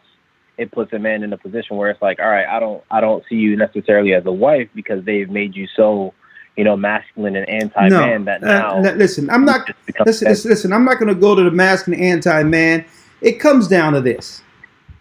Men are to a point. Men are to the point where, okay, if I work and build my value to be able to protect and to be able to protect and to provide, it's going to be for something in exchange. It's really that simple, right? Let's not even talk about masking and all this, because listen, if I'm going to set the standard and take care of things, it's going to come with an exchange, submission and cooperation, and then it's up to the sister to be what she need to be as a helpmeet. It's really quite that simple. It doesn't matter what the past were. We were all something wrong in the past. Okay, so the whole thing is going forward. There's going to it's going back to the old traditional times, and the traditional times were, in order for me to have protection, or a woman to have protection, she had to make sure that her man was strong enough to protect her. So she did all the things to back that. She made sure he was fed. She made sure that certain things was going on to where if somebody come through that door, they would have to go through him first. And now the woman going to have to rewire themselves to realize that that's their real job. Their real job is to submit to her protector. All right? I'm gonna place you on hold, okay? Thank you, my brother. The water. All right. The water. Sure. Yeah, because it doesn't matter. And brothers, we have to understand that we don't have to deal with that either, because why talk about the people that you'll never be with anyway? So what strong man is going to be talking about a masculine woman? You'll never choose a masculine woman anyway. So let's talk about the people that we're going to actually have to be with to sustain through all of this. Okay? Or it's just casting insults without even realizing it. Crystal has a question. Shalom, Elder. Shalom, how you doing, Crystal? I'm doing okay. Yeah. I actually had a few questions, so I'm just going to start with my first one, and then I guess it'll just trickle down to the rest. Okay. Hold up, sister. So, before you have a question, before you ask your question, right? How old are you? Yes. Huh? 33. 33. 33. Okay. I'm going to ask you some questions real quick. First. Okay. And one word answers, right? Who must man submit to? Christ.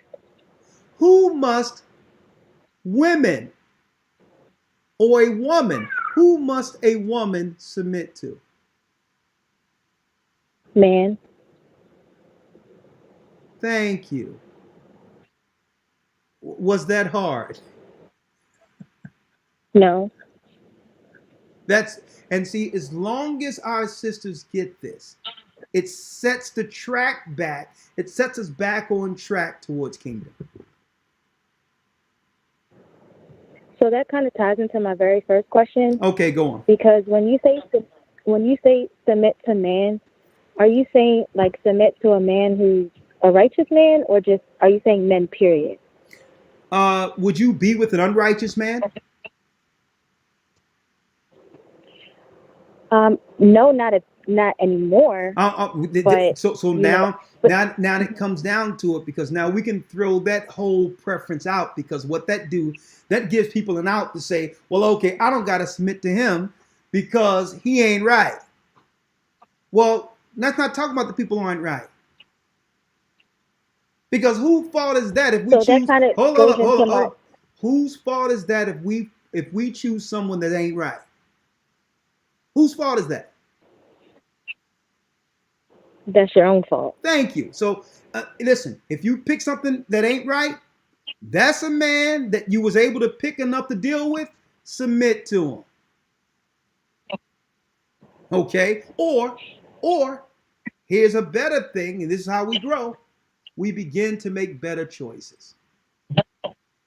Right? As long as we listen, as long as we put a modifier in it, that gives us an excuse to stay the way we are. Well, I don't have to become better because he isn't better. So how does that benefit you standing still? So that we can progress, let's not even add people in the conversation that shouldn't be in the conversation. We're talking about people who want to do right. Okay? So let's just say someone's in a relationship. Yep. And like one spouse is in the truth and the other one is not. Is there like a lawful time to release that partner when you two are not agreeing? Like in the walk? The whole thing is this. The Bible tells tell you what happens if a wife has an unbelieving husband, or a husband have an unbelieving wife. It states that either or are covered by the prayer of the righteous. Now, there are exceptions if this person is someone who's causing you bodily harm and other things like that, where your life is in jeopardy. Mm-hmm. You understand that? So the whole deal is who you're with is who you're with. And when I say that, if you're with the person, there as a man, you're with them for a reason. Why are you with them? There must be something good in them, right? Right. Okay. These are the things you submit to. If he try to get you to do something illegal or immoral, that's where the line, that's where you hold the line. I can submit to all the things you're saying that's right in the word, but you're not going to have me go and rob a Brinks truck. Okay? It don't roll like that. Okay, so all right. So I have another question, Elder. So I'm saying, but do you understand that piece first? Yes, sir. So submit to what's right in that person. And as long as they're not compromising your morals. Got it? Yes, sir. Okay, now what's the next part? So if okay, so let's say that is the situation and there's a couple that is together and Are you talking about yourself or you're dealing with a hypothetical? A little bit of both. No, Because just no. Let's it talk. pertains to me, but not really. No, let's talk about you then. Okay. No hypotheticals. What's the situation? Okay. Okay, so if I have multiple men that are in my life, do you and like none of them are my husband. Okay, let's but, stop. And Let's stop right there. Yeah. You mean, what if you're fornicating with multiple men? No. I'm saying, okay, so I have children, but they have different fathers, and they are not bad men. They are good men. They just are not in the truth. They're just not like. Okay. Let's reel it back. In the truth. So let's reel it back. Submit to this is a ball of confusion. So we have to reel it back, right? To find some neutral ground here where we can start from. Who are you with? I'm with nobody. Okay. What you need to do, sister, is have a separate conversation on the outside of this particular broadcast. Okay? I can understand now why you were going to hypotheticals. Because all in all, there's a lot of confusion out there. All in all.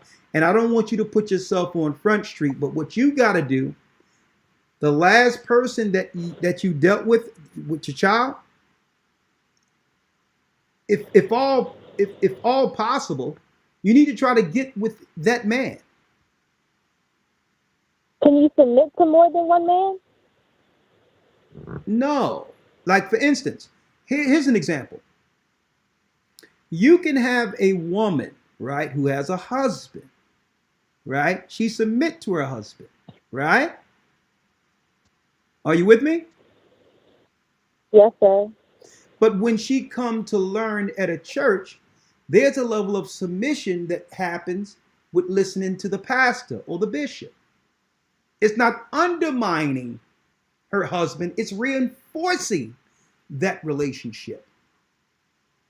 Like Paul was writing to the church. You got that? Yes. If you don't have a man to submit to, sister, you got to find a hedge. You have to find a husband. Preferably, probably try to get back with the guy who you had your last child with and submit to him. Okay? I need to ask the question. You live separate from everyone else, correct? Yes. Okay. All right. No. You can't be submitting to different men you're no longer in relationships with. That's not what it says when it says submit to your husband. There's an order. It's Christ, man, which is in the church, it's husband, right? Then it's you. Yes. You got that? Yes. It's that simple. All right. But again, are you in a congregation or church? Yes. Okay. It's best to have a conversation with the bishop there to find out what's going on, right? Because to find out the order and how things need to be set. Because right now, you're in a very vulnerable position right now. You need to be led to be protected in what's about to happen.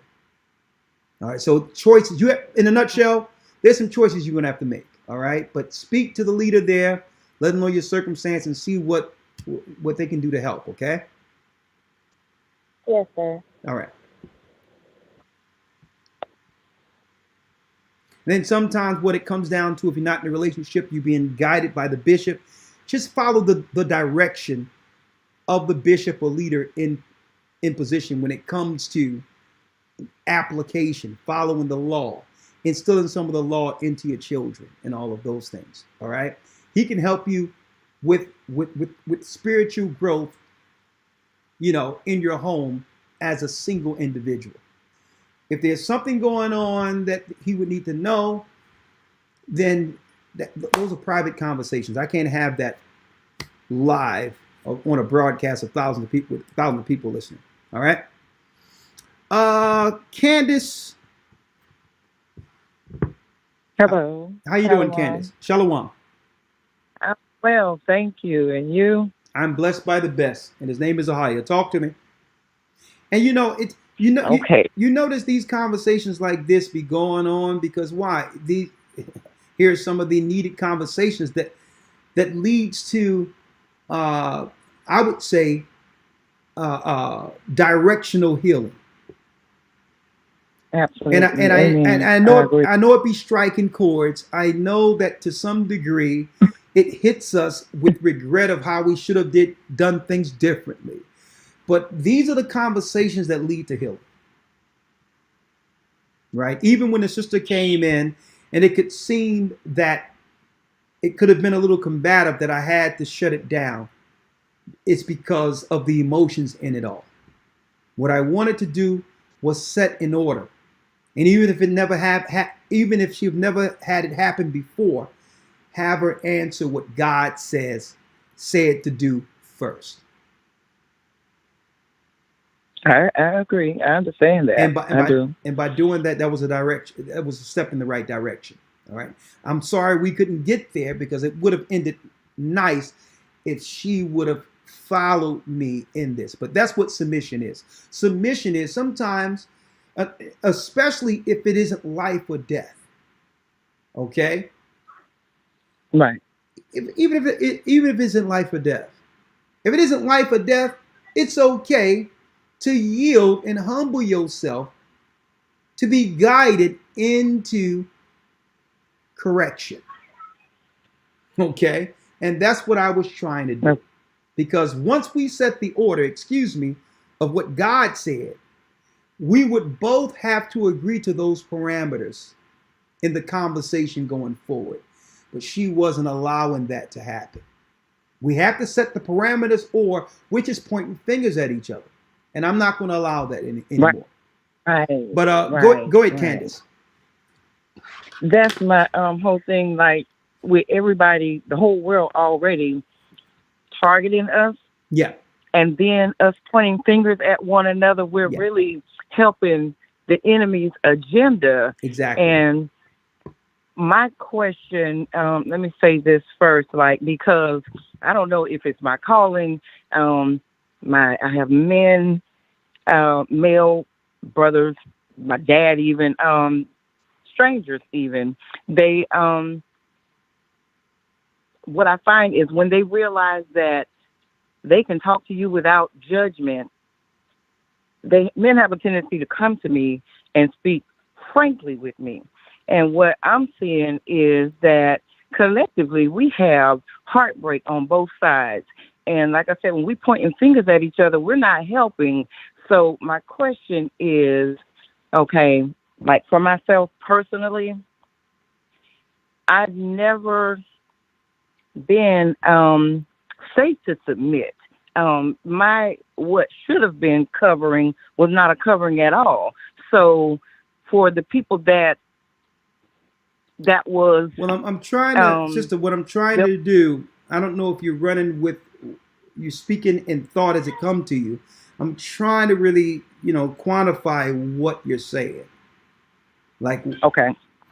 It seems like it's fragmented. Heartbreak. Okay. For the people that have heartbreak, that is what is like the woman that I think that she was trying to speak, like you said, when she got into her emotions, there's a hurt that we're not addressing. It seems like on both sides. And at what point do we go there? Because without that, if we keep swallowing it, the submission will be on the surface. I don't. Does that make sense? It does make sense, but this, see, sister, you have to realize, and I want to make this as simple as possible. How different men and women are from each other, and it's such a difference that we'll never come together trying to understand it that way. Because a man is a man and a woman is a woman, right? So how do we begin the healing that lead to us understanding one another? Well, this is how. Parameters are set according to an order that both sides can agree upon. So it doesn't matter whether or not there was past hurt in all of these others. We agree to follow the parameters according to what God set. Now, you got that? Somewhat.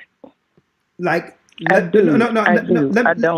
me give you an example. And I'm going to tell you why we go through these circular things like this is because Satan through Esau have injected psychology into seeking how to resolve things. Right? Now, I'm going to give you an example of what I'm saying. The parameters. It doesn't matter what a man or a woman is going through or have gone through. Not to dismiss it, because we'll get to it. But can you build a house without a foundation first?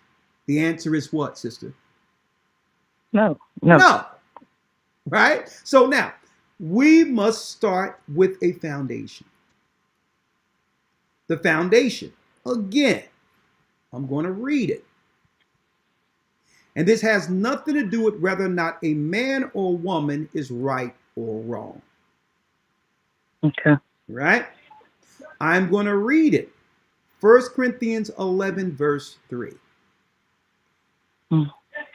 But I would have you know that the head of every man is Christ, and that the head of the woman is the man, and the head of Christ is God. That's the divine order, correct? Correct. That's the foundation. So it doesn't matter if I have past hurt or you have past hurt. If there's a relationship going forward that we are a part of, we are now correcting that hurt by standing on the foundation with each fulfilling their role according to the divine order. You got that? Now, I absolutely understand that. So let's start there. I do. Let's start there. Because here's an opportunity for me to do what's right by this person according to that order.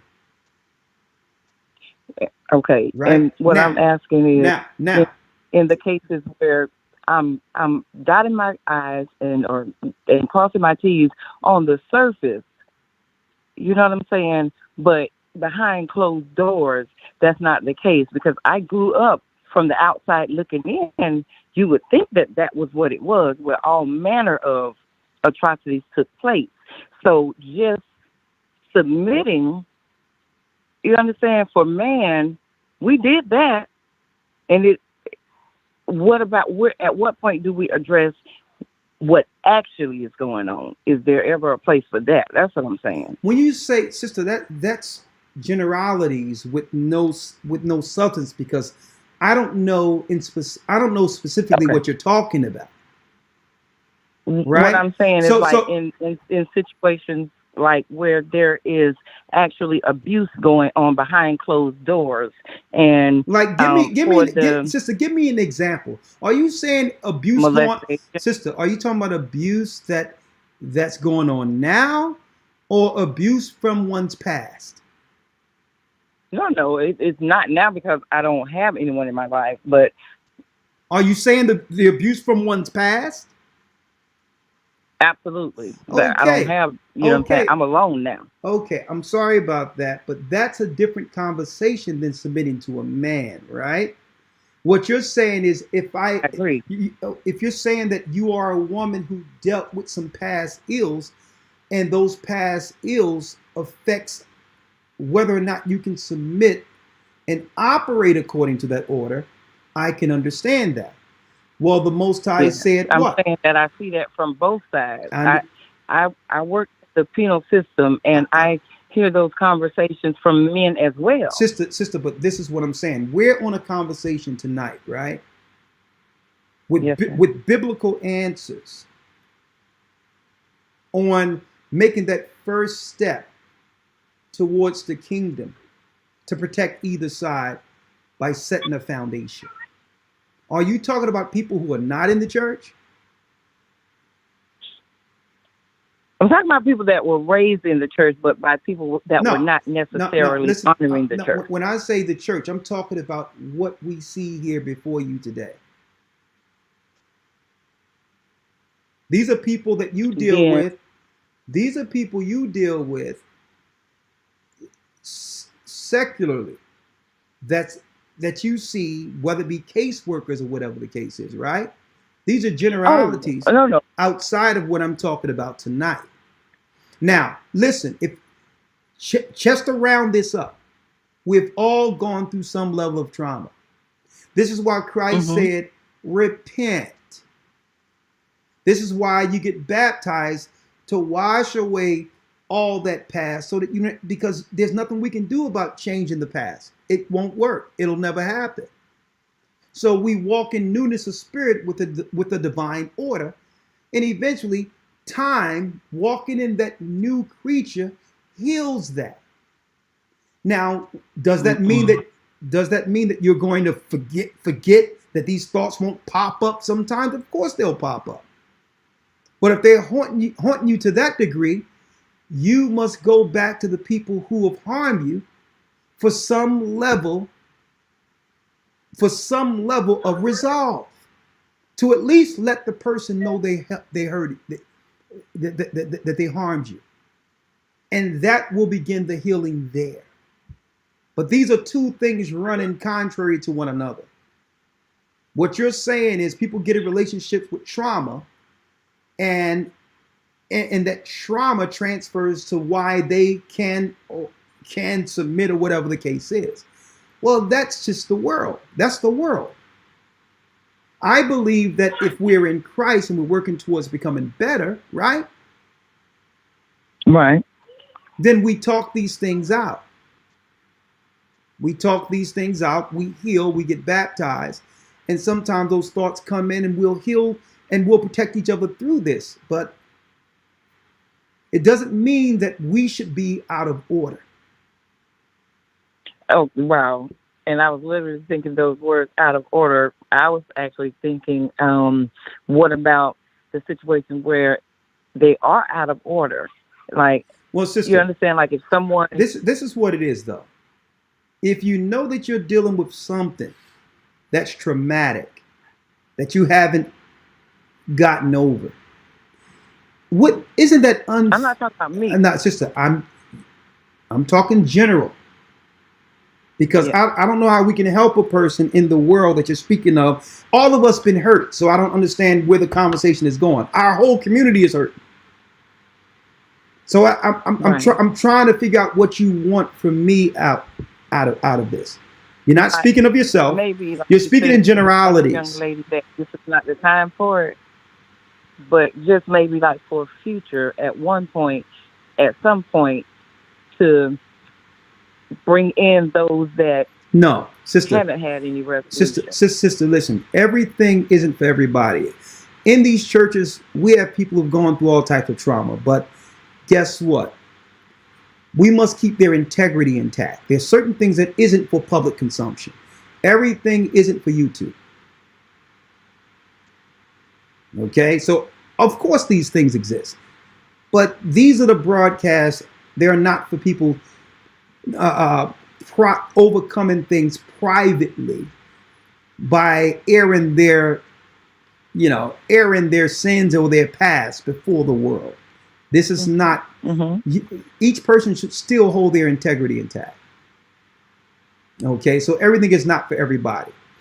We speak in general, we teach in general, so that people can, through application, add some of these wisdom tips to their life to stay on the right course. But there's many, you understand? So, but this is not the platform. I do. Yeah, but I understand what you're saying. do. All right? Yeah. I understand what you're saying I is hear we're a lot hurt. of people, right. We're hurt. But the And- whole thing is yeah, this. Let me speak in generalities, in general, excuse me for that. If someone know they're dealing with something that's going to affect a relationship with another person, and I'm talking about they know they're dealing with something that's traumatic to the degree where if the person knew it, then they would think twice about even being with them. And some people know they're dealing with these things, but hide it. That's wrong. That's unfair. Yeah. It's best to deal with those things first to have a healthy relationship and not put past trauma on a person who doesn't deserve it. They didn't hurt you. Absolutely. So I think that's Absolutely. And where when you said- I think that's an error that people make in knowing they're hiding something that's affecting them. And now that spirit is now. And some people are just perfect. And some people just perpetrate what they've learned because that's all they know. Okay. Well, thank you, sister. I'm with you. I understand. Well, thank you. We've had a very constructive conversation. Thank you, sister. But yeah, everything is not for everybody. All right. We can't, there's certain things that's for private teachings to learn, because all of us have went through something. They did a job on our people. But what I was saying tonight, getting things back on track, is that it's time for us to fall under an order. It's time for us. You want to know how to fix a lot of these things? Let's start from the beginning now. Let's start from the beginning. No one can change what happened. Right? No one can change. The Most High set the order with Adam and Eve.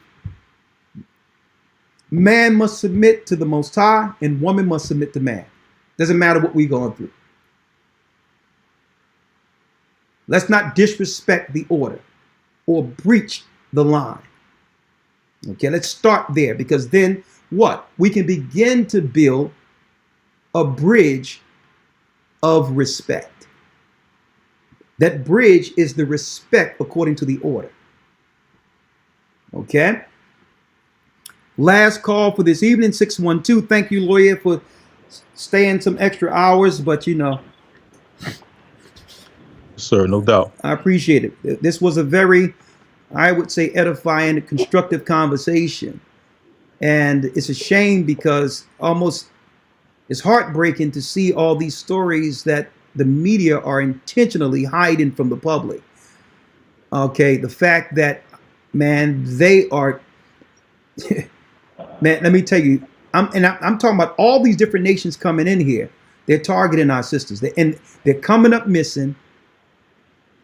And it's to a degree, it's at such a level that they don't even, brothers and sisters, give it the media attention it deserves.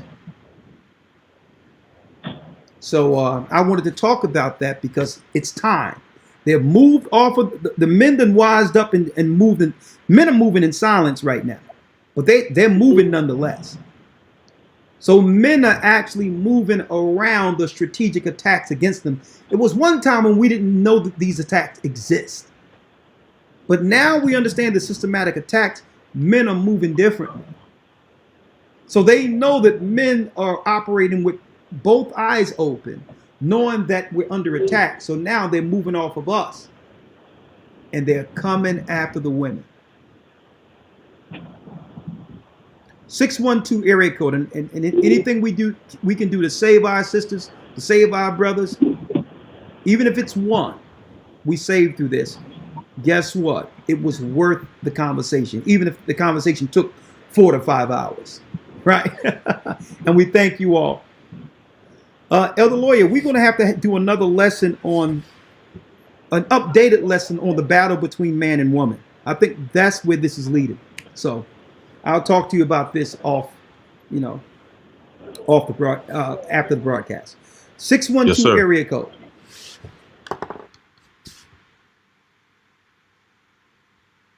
612 area code. Shalom. Can you hear me? I'm doing well. How are you? Your name? My name is Ashley Williams from the Minnesota Body. Speak to us, Ashley Williams from the Minnesota Body.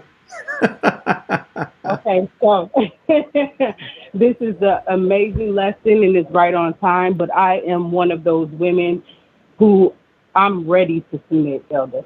I have been ready to submit ever since I was a little girl. I have been called to be a wife, but because I was not in the truth, I made some mistakes in my past. Okay. And I have children now, and unfortunately, the father of my 2 older children, he was murdered.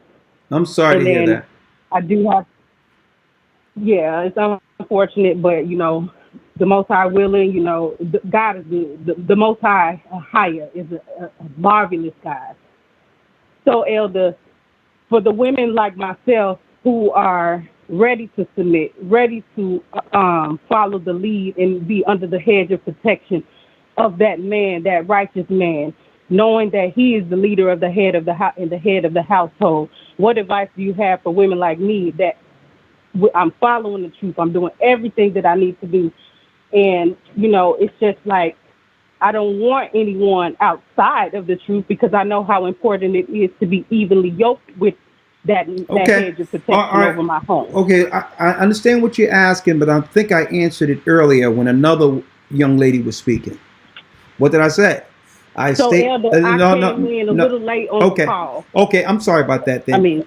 Well, you probably missed it. I said this. When a man or a woman is without a husband or a wife, that's their opportunity to connect with the Most High. That's why the Bible states, if you are bound, don't seek to be loose. If you are loose, don't seek to be bound, which means the Most High have you alone without a person for a reason. Now, which gives you ample time to fix all the things about yourself that is prohibiting you from actually getting that man who deserves you.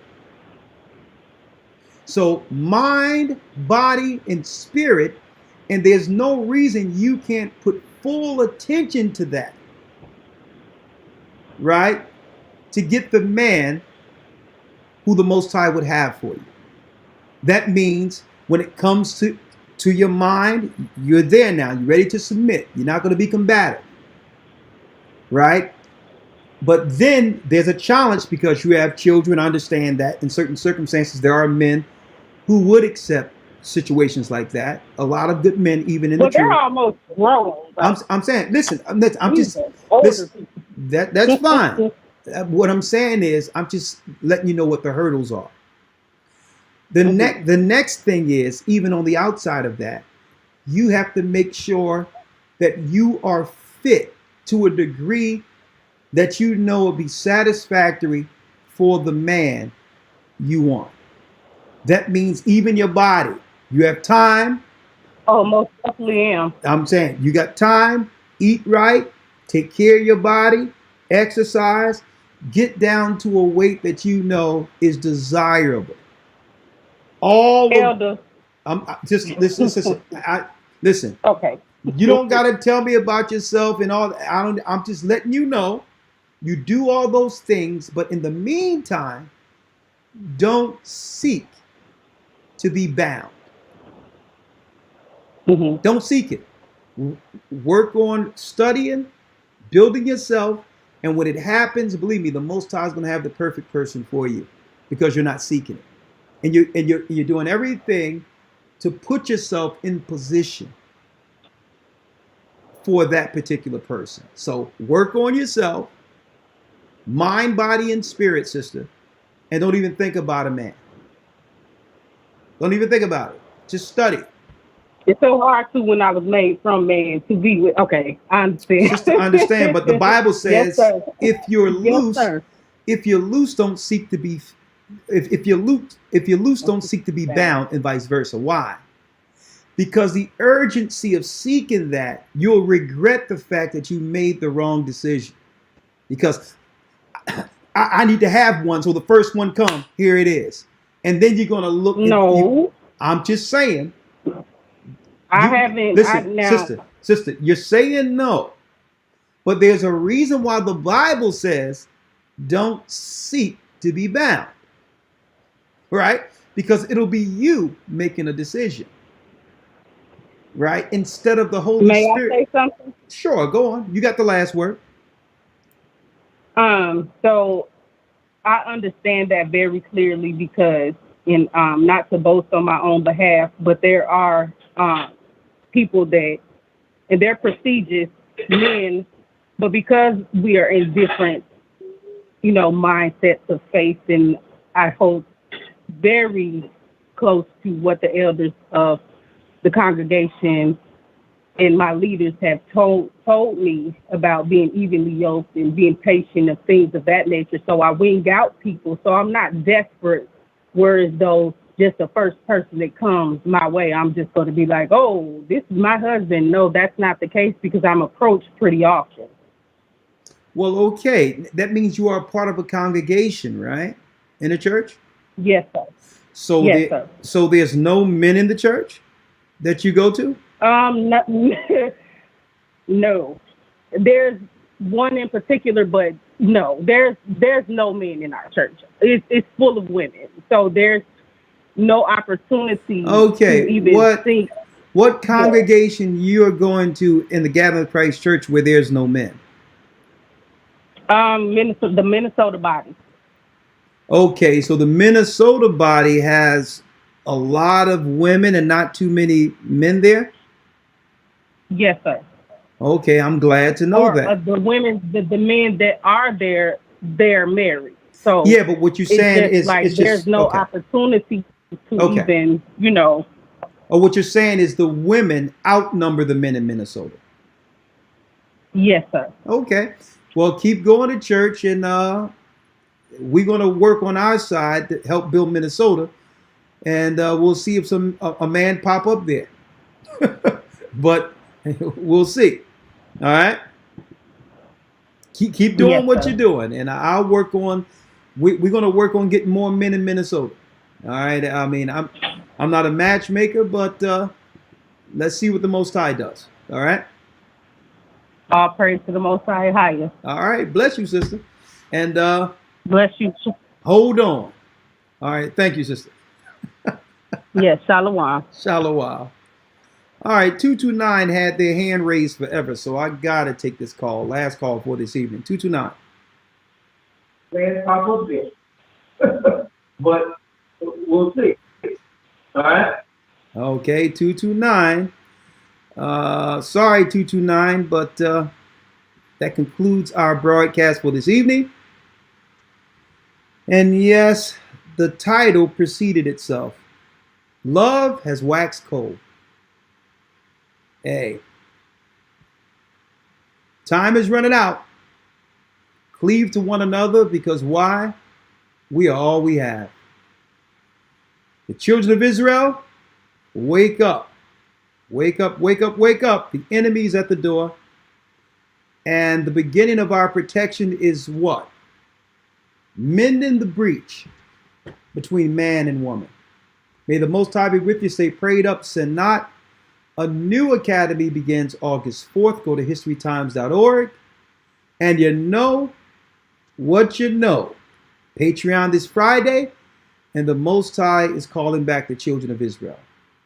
We're the children of Israel in the spirit of Christ. And yes, We are back. This church includes Jews and Gentiles alike. You are invited to be a part of this work throughout the earth. Let's finish together.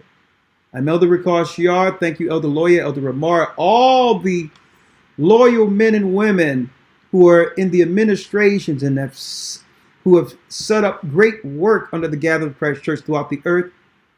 We bless you and we thank you. Signing off, Elder Ricard Shiar. Good evening. Shalom. Thank you, Elder. Yes, sir. Ahia is calling back the children of Israel. Good night.